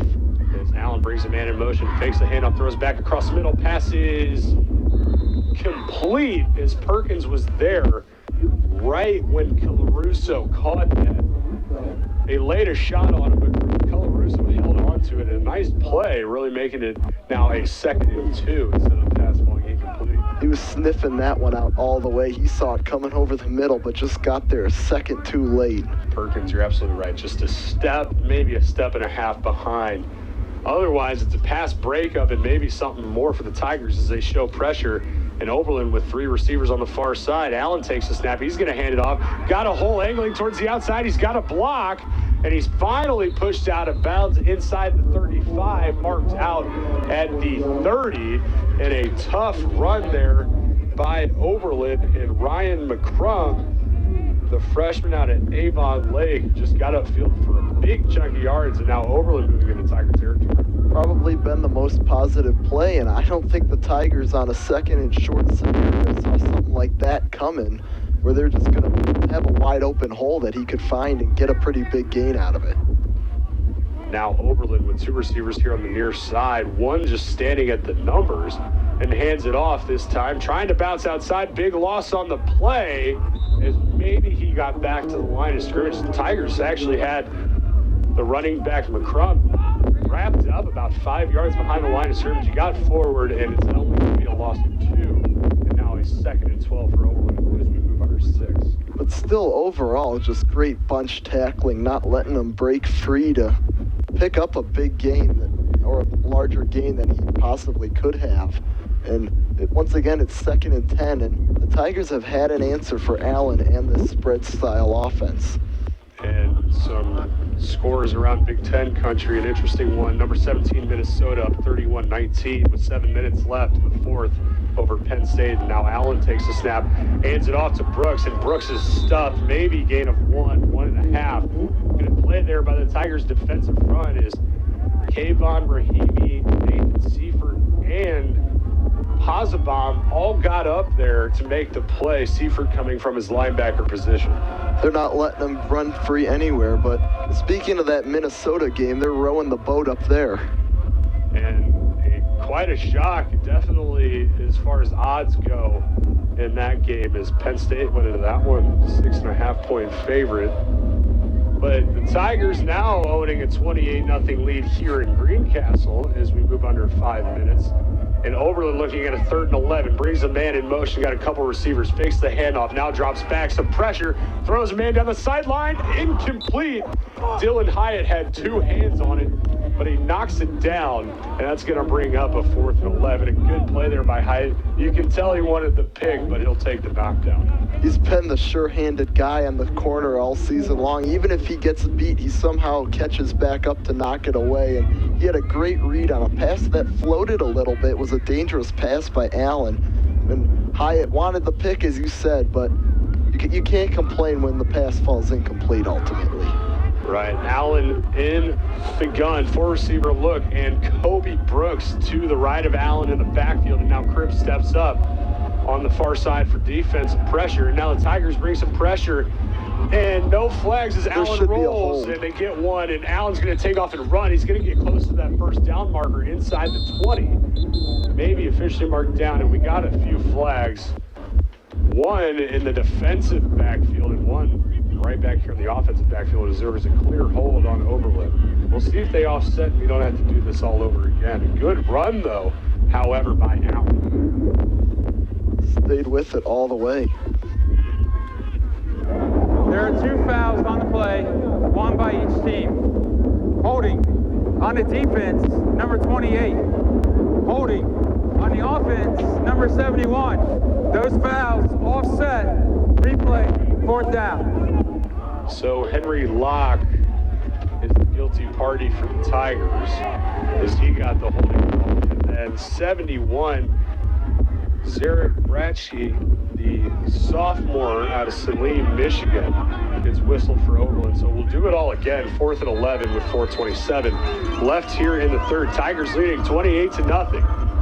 Overland now with 2 receivers on the far side, one here on the near, and a running back is Kobe Brooks to the right. Tigers showing some pressure. Allen takes the snap now, drops back, throws across the middle, pass is picked off, going the other way. And the Tigers makes one man miss. He's got green grass ahead of him. 45, he's got a bunch of blockers. At the 40, Barron's taken down. At the Overland 35. And the Tigers sideline getting some energy for the first time here in the second half. And with 4:04, the Tigers setting up shop inside the Overland 35-yard line, and we get a flag. Yeah, their Oberlin side is not happy, and that it was directed right over there at number 3, Devin White, the linebacker.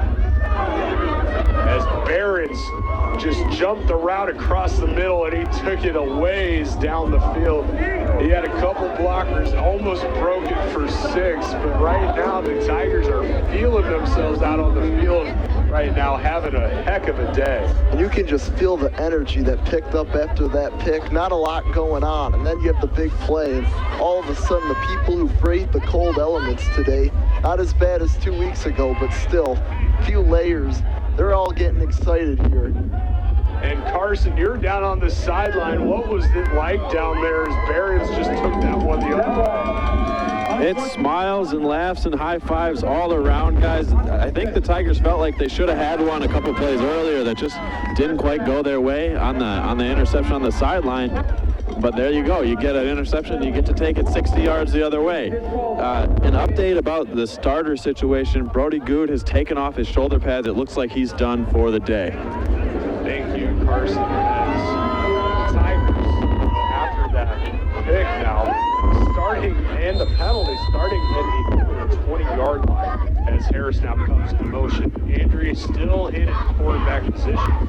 He takes the snap, takes the handoff to Poole. Has some time now, flushed here on the near side, decides to throw to Pichelli, and pass ball's Pichelli just couldn't hang on as he got hit as he was falling down. He had the feet in, just couldn't corral it in. Pass ball's incomplete with 3:56 left in the 3rd. Tigers will face the 2nd and 10. So far in that first half, this is the Tigers' first trip to the red zone in the second half, but 3 of 3 in that first half compared to previous weeks when they can't even get the ball in the end zone when they're inside the red zone. This is a big change of events. Andrews, quick screen out to Pooler, and the pass is behind the line of scrimmage. It's a live ball picked up by Oberlin going the other way across the 50 and tripped up at the 50-yard line and brought down at the 47 of DePauw. So an unfortunate play after the big turnover from Barons. Major was the one who got back to make the play and save a touchdown. You got to credit the Tigers there for getting back on the defensive side after the turnover and not thinking that pass just fell incomplete and giving up.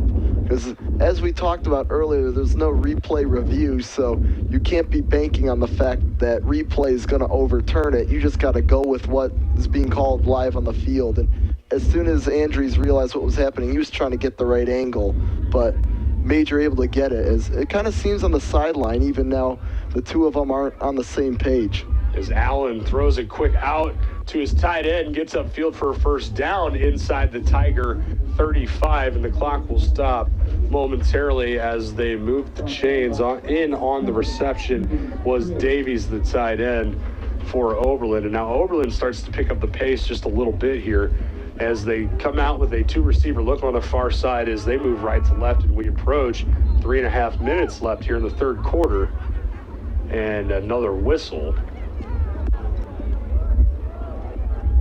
And reset the game clock to 3:20, please. 3:20. So again, some clock issues. Against the AC, Wittenberg And 43, Kenyon 27. The Tigers now with a 1st and 10 defensively and showing some pressure up front. Two receivers over on the far side for Allen and Oberlin as he takes a snap, makes the handoff, quick screen over to Davies, and Davies can't corral it in. He maybe would have had 3-4 yards on the pickup. Not much doing, but it falls incomplete. Now 2nd and 10. He was running and trying to pick up those yards before he even had the ball in his hands. A rookie mistake for any receiver. You're absolutely right. Davies just got caught looking downfield a little too early. Pass falls incomplete. Forgot the most important thing. And now the pace for Overland slows down a little bit as they look to the sideline, and now we'll get a whistle, and it'll be a timeout called by Oberlin. So with 3:08 left here in the third quarter, Tigers leading it 28-0. And Eddie, we've seen the offense and how they looked in the first half, but it's been quite a different second half. They even getting the good field position, they went back to their old ways with a careless turnover. The pass looked to be about equal, but even in situations where you're unsure, it seemed like Pooler just gave up and thought it was a forward pass when it wasn't, instead of trying to make any kind of effort on the play, which really came back to hurt them. But so far, the defense has stood up. We've seen a couple of big catches by Davies, but other than that, we could see another turnover. Tigers have had 2 today on both sides of the ball. And the Tigers, they're going to need something here, as Oberlin has shown at times in the second half, putting pieces of the puzzle together. The Tigers, that bend but don't break attitude that we've talked about a lot this season is going to have to come into play here, as after the Barons interception and big return and the penalty, like you said, Eddie, the Tigers find themselves in a little bit of a spot now as they look at a 2nd and 10 in the face at their own 35. And just trying to get the Tiger offense back out onto the field as Oberlin comes out with a twin bunch look, 2 receivers on each side and a running back to Allen's right. And that is Kobe Brooks. Takes the snap. Allen all kinds of time, but rolls here near side now. Throws, tipped up in the air, passes incomplete.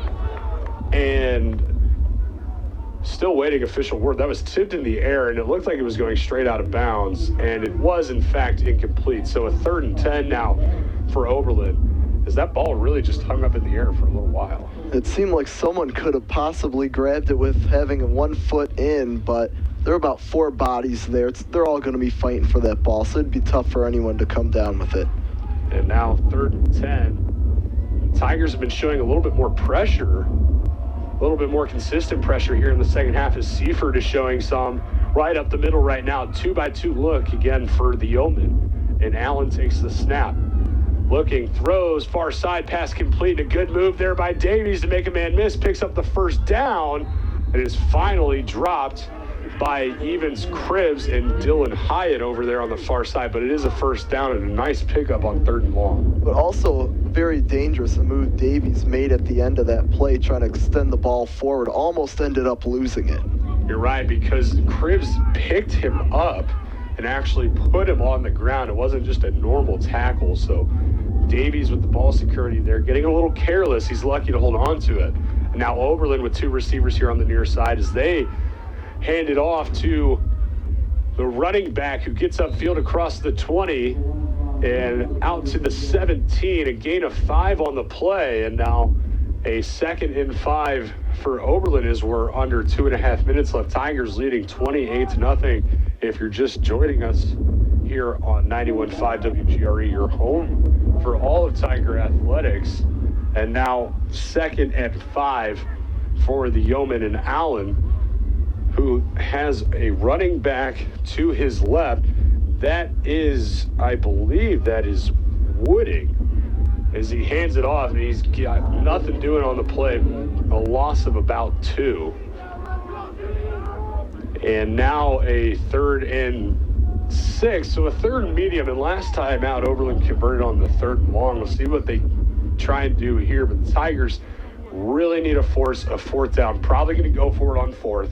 But you got to get them in at least a 4th and medium, 4th and long situation. And right now, I think it relies on the secondary, who has been on top of things all day. They've been having an A-plus performance so far, especially with that pick on the last drive on 4th and long.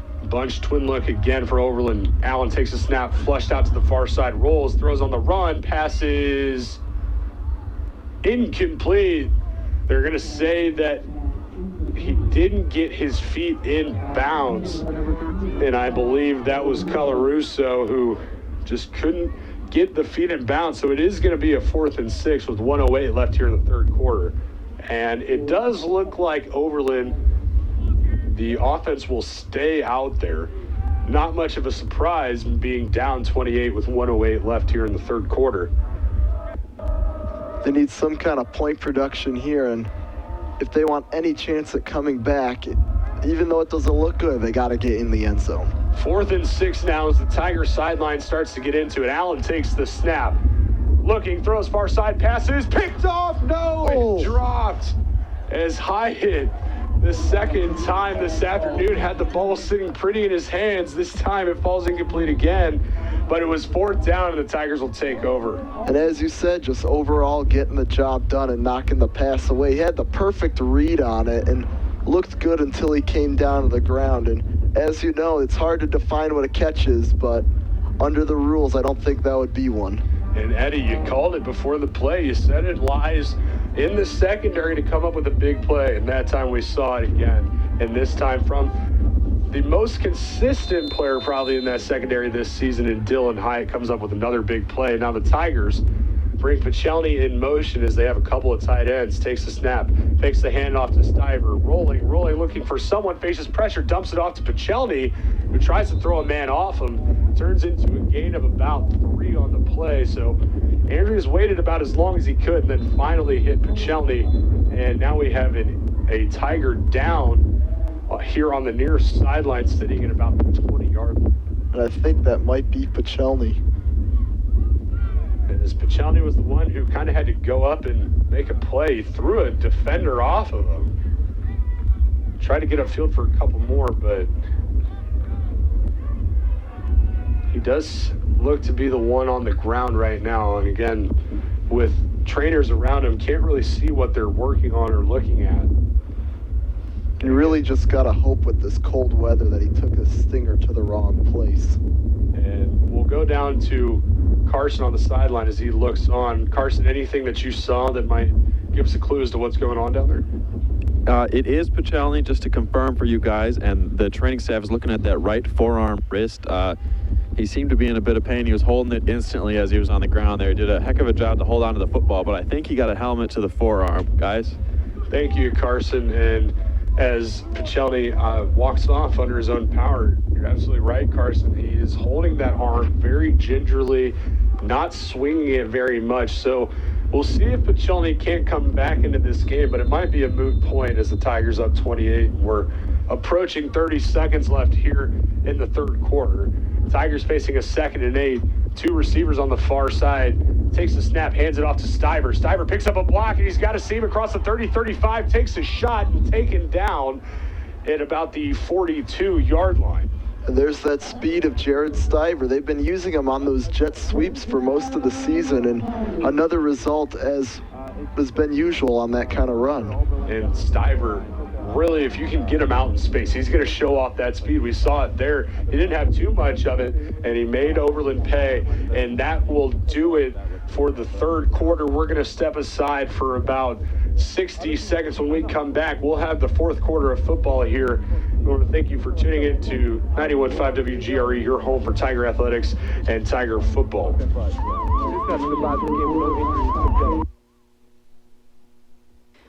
Bored of just listening to WGRE? Well, you can see us now too. We're on Instagram at WGRE Radio. Follow us for great action shots of sports, interviews, and just hanging out in the booth. We might even follow you back. WGRE, your sound and photo alternative. Welcome back into 91.5 WGRE. I'm Tyler Rosen. Alongside me up here in the booth, Eddie Zellick, and of course down on the sideline, Carson, Mara, and Eddie. We shift our focus here into the fourth quarter as the Tigers look to really close this thing out. Lead at 28-0. What have you liked so far from the Tigers in the second half? The defense has really stepped up, with the offense, after pretty much dominating that first half, really played strong, and they've come out and have made some big mistakes that have really hurt any momentum they could get. But that bend did not break mentality the defense has really coming through. A couple key picks and pass deflections. Absolutely right. As the Tigers come out with a 2-receiver look here on the near side, a couple of running backs. High snap taken in by Andrews, who hands it off to Jones, Jones fighting forward for maybe just a couple, bringing up 2nd and 8. And Eddie, we would assume that as we shift to the fourth quarter here, the Tigers are going to go with a heavy run look here to just try and burn as much clock as they can and move into next week with a win. Like we said, Tigers leading 28-0 as we just now moved into the fourth quarter as we're under 14.5 left here. And Tigers breaking the huddle with a couple of running backs and 2 receivers here on the near side and a tight end.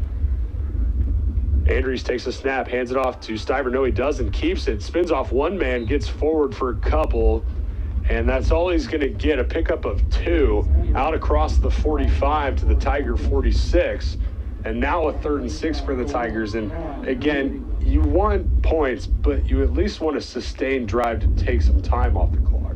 That is true, and that's why I think the run game's most important. On 3rd and long, they bring a few more receivers in with Harris and Valentine, but most likely, I think just running the ball is your safest option. Takes the pick out of play or any kind of big sack that really could throw them back and give Oberlin just a sniff of possibility. And Oberlin showing a lot of pressure. Tigers 3 receivers. Andrews takes a snap, throws deep down the far side, passes incomplete. The intended target was Ritter, and it looks like the defender for Oberlin, Christian Arnold, got there maybe half a step soon. No flag on the play, brings up a 4th and 6. I think that's a pretty bad call. It seemed like Ritter had no chance to try and go up there and catch it when the defender pretty much tackling him a good 2 seconds before he even got there. The Tigers going to have to punt it away. It's an unfortunate event, but not going to change the mind of the official over on that far sideline. And with 13-28, Tigers going to punt it away with Ty Johnson standing at about his 31-yard line. Haynes to snap. It's a good snap. And Johnson, it's a high kick. We'll see what kind of bounce he gets. And he gets a good one and see if it's too much. Rolling inside the 5 and inside the end zone. As first bounce happened at about the 16, just took a little bit of too big of a hop there on the first bounce. And it's going to be a touchback, ball out to the 20-yard line, and that's where the Tigers will start defensively on this drive. It didn't have enough side spin there, just caught and rolled forward. And right now, that's not bad, though, from where Ty Johnson's standpoint is that could have been a big return or something else. But I think right now the Tiger defense has become that crutch that are lent on way too much. Absolutely right. And again, we talked about it last week. It seemed like towards the end of the game, Tigers defense was just on the field too much as Allen takes a snap. Now flushed, looking, throws, pass complete, but then dropped for a loss of 1 on the play by Evans. Scribbs, a heck of a play there by the junior to come across and make a play. And Scribbs struggled on earlier in the year, and he was pretty much victimized a few times. I remember back opening play of the game against Worcester, they took a deep shot on him when he got beaten. He's really kind of stepped up as the season has gone on. You're absolutely right, as Scribbs just with each game has gotten a little bit better, and it's served him right as now the Tigers bring the pressure on second down, and it's a handoff and dropped after about a 1-yard gain. Kobe Brooks, not much doing on the play, and the Tigers now bringing up a 3rd and 11. And here comes that defensive line once again, not letting them get anywhere.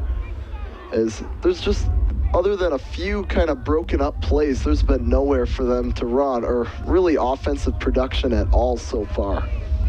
And again, total yards at the end of 3 for Oberlin was 142, so about 70 yards in that third quarter, which was quite a change from 70 yards in the first half for Overland, as now they come out with 4 receivers, 2-by-2 look. Allen takes a snap, quick throw out here to the near side, pass complete, and stopped short, about a 6-yard gain, so bringing up a 4th and 5, and with Overland backed up inside their own 25, it looks like they will just punt this thing away. It's probably going to be the safest option at this point, but the end that they are punting it to is where we saw those blocks earlier, and let's see if it'll happen again. As Overland moving left to right and the Tigers right to left, you're absolutely right, Eddie. We saw a couple times in the first half that this was a trouble area for Overland and the punting team, and we'll see if the Tigers don't decide to bring some pressure here. It's a good snap, and the kick is off end over end. Just a little line drive, takes a bounce around the 50 and rolls into Tiger territory, and that's going to be down at the 43-yard line, and that's where the Tigers will open up this drive with just under 11 minutes left to go here in the fourth quarter. Tigers leading at 28-0, and again, Eddie, we talked about it all afternoon. The defense just coming up big again. And yeah, they gave up 70 yards in the third quarter, but they've gotten the big stops when they've needed to. And I think it's not a lot more of Oberlin's offense stalling. There has been a little bit of that, but it's been more of the Tiger defense stepping up when they need to.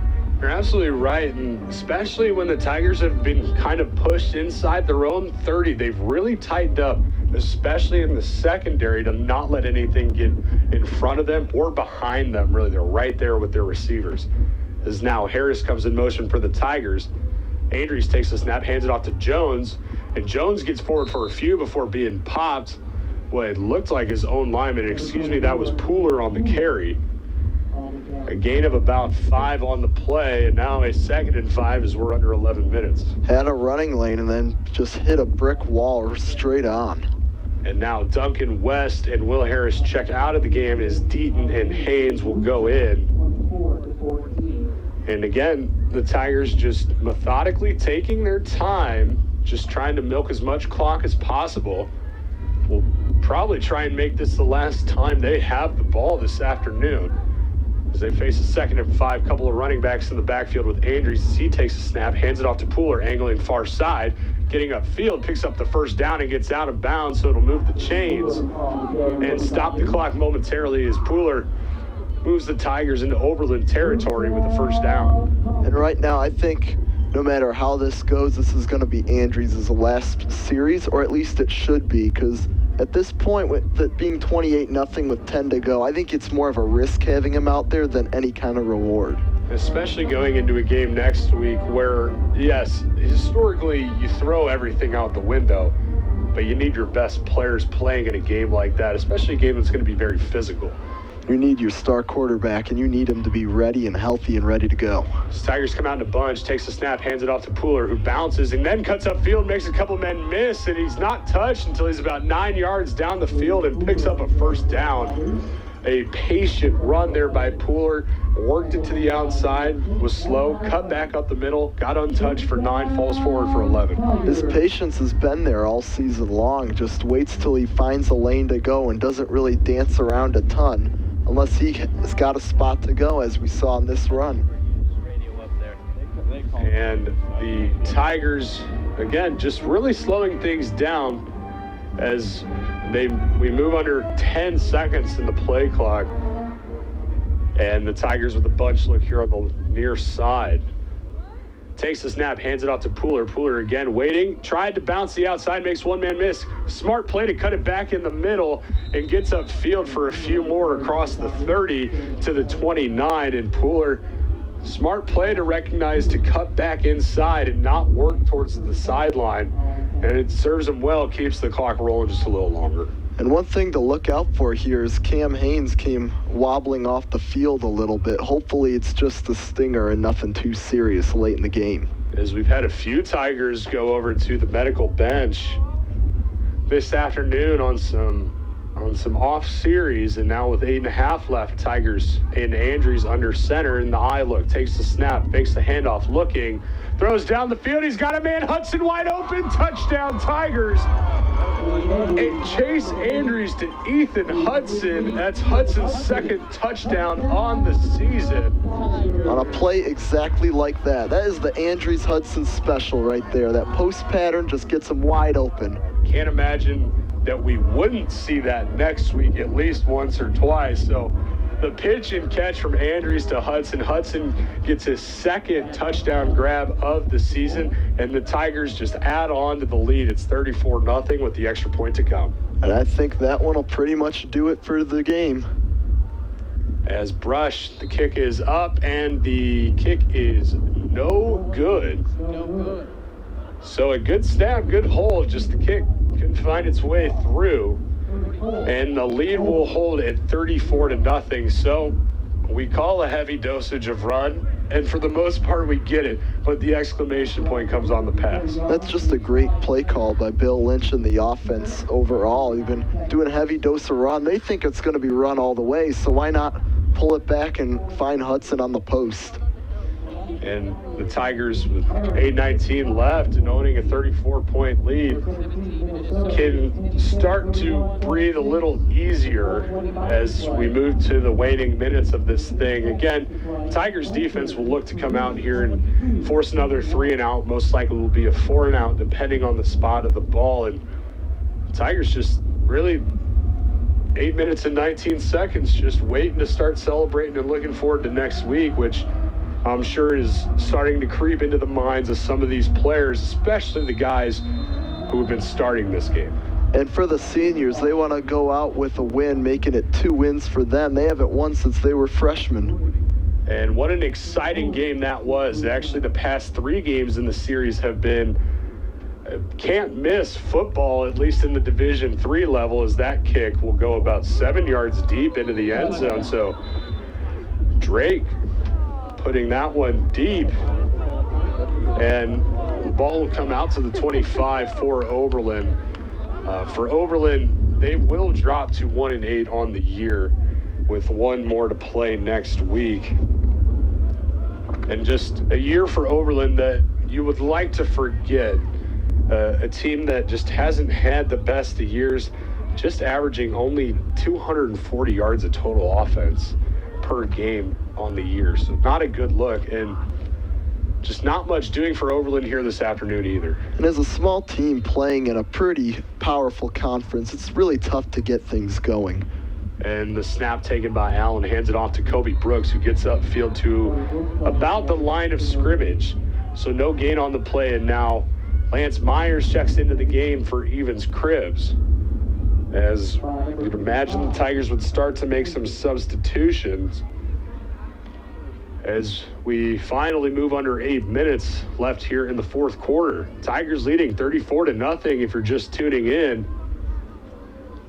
And Overland coming out with 2 receivers here on the near side as they move left to right. And a running back to the right of Allen takes the snap.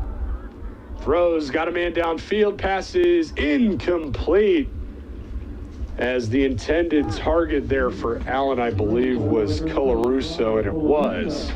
Had him wide open down the sideline. He had a couple steps on his man, just in and out of the hands, and pass ball's incomplete. Now it's 3rd and 10. And he had a step too, seemed to push off a little bit, but it was a good no call. And overall, you just got to come down with that, and that's what's been killing the Yeomen all day long. Especially if you're Colarusso, a lot of hand fighting going on. You won the battle that was harder to win, just can't hold on to the ball, and that's frustrating for Overland as an offense, as now they come out with 4 receivers, 3 here on the near side, takes a snap, and now we get a whistle. And we'll check it. Looks like it might be on Oberlin. Number 73, 5-yard penalty. Replay, 3rd down. And that is Jared Boren, the freshman offensive lineman from Buena Park, California. He gets whistled for the false start, move it back 5, and now Overland really finds themselves in a hole with 3rd and 15 and 7:34 left. And for Oberlin on that last pass to Colarusso, they're finally able to break the secondary and just can't convert on it. Takes the snap, hands it off to Brooks, bounces outside, has a couple blocks, finally taken down across the 30 at about 33, and makes it about a 4th and 2 look. So a nice hard run there from Kobe Brooks, picks up about 13 on the play, and now a 4th and 2 for Overland. Ball sitting at their own 33-yard line. And Allen's coming out, so they're not giving it up quite yet. They want another shot at it. As Allen will stay on the offense, as you pointed out, Eddie. They have a new running back, however, that's Van Wooding back there. And now a bunch look for Overland, and 2-by-2 look. Tigers showing pressure. They bring it in again. Another low snap. Allen breaks one tackle, though, and picks up the 1st down before being taken down at the 40 and officially marked down at the 42. So, Eddie, we talked about it a few times today. Another poor snap there on a key play. This time Allen's lucky enough to bring it in, break one tackle, and get forward. They almost had him in the backfield. It looked like he was doomed, but somehow escapes, give him credit, and keeps this drive alive for the Yeomen and see if they can at least get something on the board to leave here in good spirits. And now approaching 6.5 minutes, Tigers facing a 1st and 10 defensively as Yeomen have 3 receivers on the far side. It's a little screen out there to Davies. Davies has a block, and he's going to get forward, carry a defender with him for about 4 yards. So not much doing on the play, but it's a hard-fought 4 yards for Davies.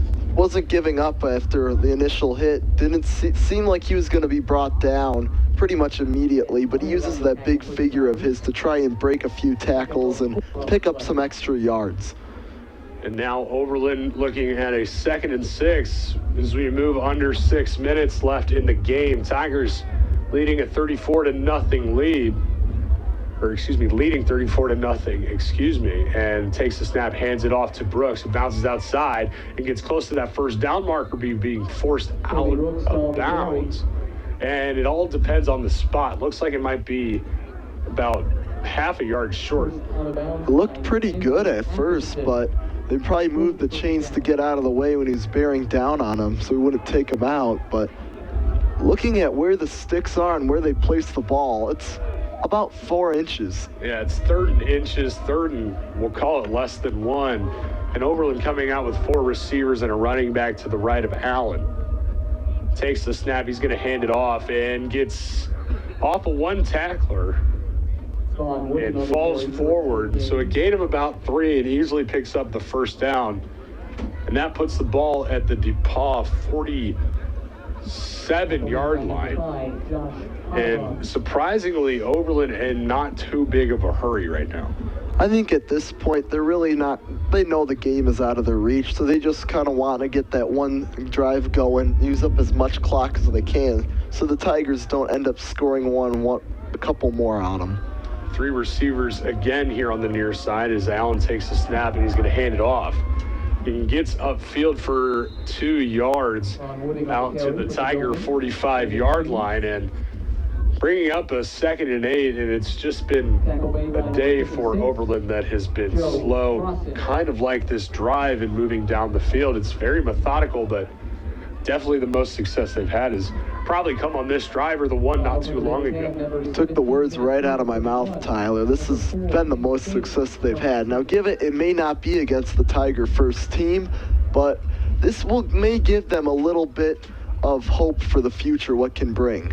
As Allen throws across the middle, pass complete for a first down inside the Tiger 40 to the 36. And so the chains move again for Overland, and again finding a little bit of rhythm as we come to the final minutes of the game, and we move towards under 4. And Oberlin, again, like we said, just taking their time, kind of sensing this thing is out of reach, but trying to make sure they can put 2 and 2 together on one of their final possessions. 2-by-2 look again for Overland. Allen takes a snap, quick screen out to the far side to Davies, picks up a block, and then is driven out of bounds inside the 30. Looked short of the first down marker, but a big gain. We'll call it a gain of, it looks to be about 8. They got out of bounds to stop the clock.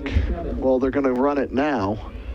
But Davies has been the hot guy, and even late here in the game, Oberlin keeping the starters in and not really trying to show the Tigers, at least, that they're throwing in the towel.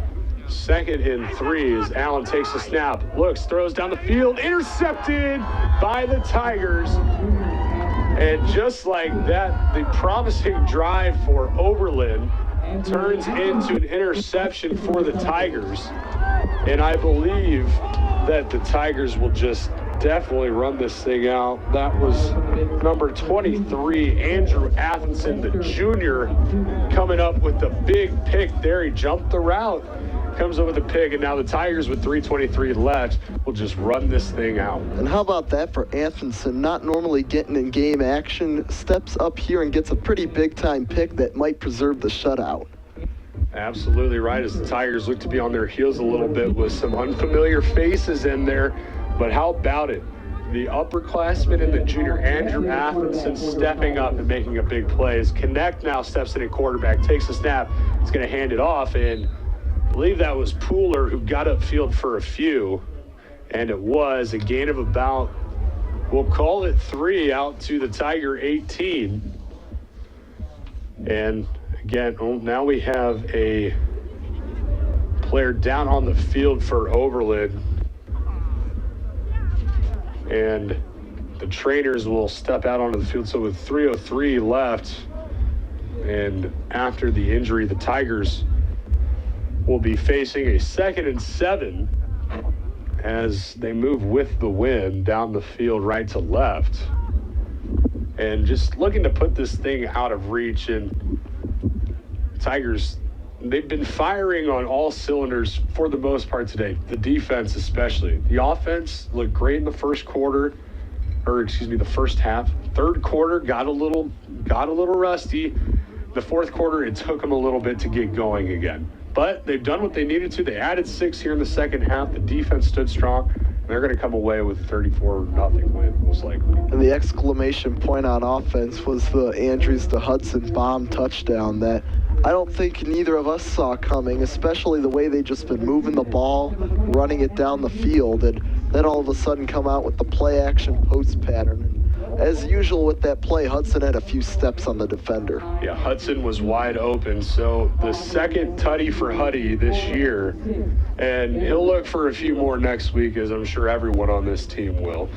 And the Tigers about ready to come back set after the injury, as it looked to be a lower body and limping off the field under his own power. And I believe that is Vaughn Wooding, the senior out of Flushing, Ohio, who is hobbling off the field. We hope everything is all right over there. So we've had a few players go down for both sides of the team. We hope everyone gets healthy soon enough for next weekend's final game of the season.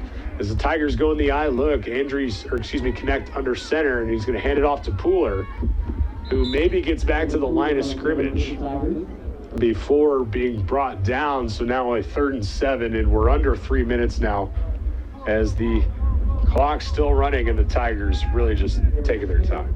Hey, I think at this point they're just looking to put this thing away. If they got to give it back on defense, they'll do so. But even on 3rd and long, I think right now they're just going to try and run it, see what they can get, and bring Ty Johnson in to give them one last pump here on Senior Day. And for those of you who might not know, Penn State falls to number 17 Minnesota up in Minneapolis, St. Paul. So Minnesota with the upset victory. Now Connect takes the snap for the Tigers, hands it off, and now a patient Pooler waiting, finally gets upfield. And maybe a gain of 2 on the play, and now with 4th and 5. And like you said, Eddie, and with 2 minutes left, Ty Johnson can come out on the field. And right now, I pretty much think they're not showing it, but the Yeomen have basically conceded this game to the Tigers, not trying to take any timeouts and save the clock, especially down 34 with less than 2 to go. They want to get a couple of good drives off before this thing's over, but right now as the stands on the other side over on their sidelines start to empty out a little bit, I think they just want to see if they can get one last positive outcome out of this one.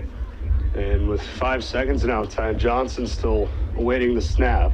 He gets it now, it's a low one, corrals it in, just kind of boots this thing as hard as he can, and it's a pretty good punt, fielded at the 40. So Ty Johnson, it's a pretty good punt. He's made the most of his opportunities today. He hasn't had many of them, and I think he'll take that most of the time. And with 1:21 left here in the 4th quarter, Oberlin going to take over at their own 40-yard line, and the Tigers putting in some more subs now as they will take the final minute or so of this game, and Tigers start to look towards next weekend, and a big one to say the very least. Playing in maybe one of the biggest rivalries in college football. Very underrated, especially being at the Division III level. But next week, this place is going to be packed. It's going to be a great atmosphere. Hopefully the Tigers get a very good result just like today. And Overland, just not much doing on that play. A loss of 2 as Kobe Brooks just not much doing, and there's a change in a quarterback for Oberlin.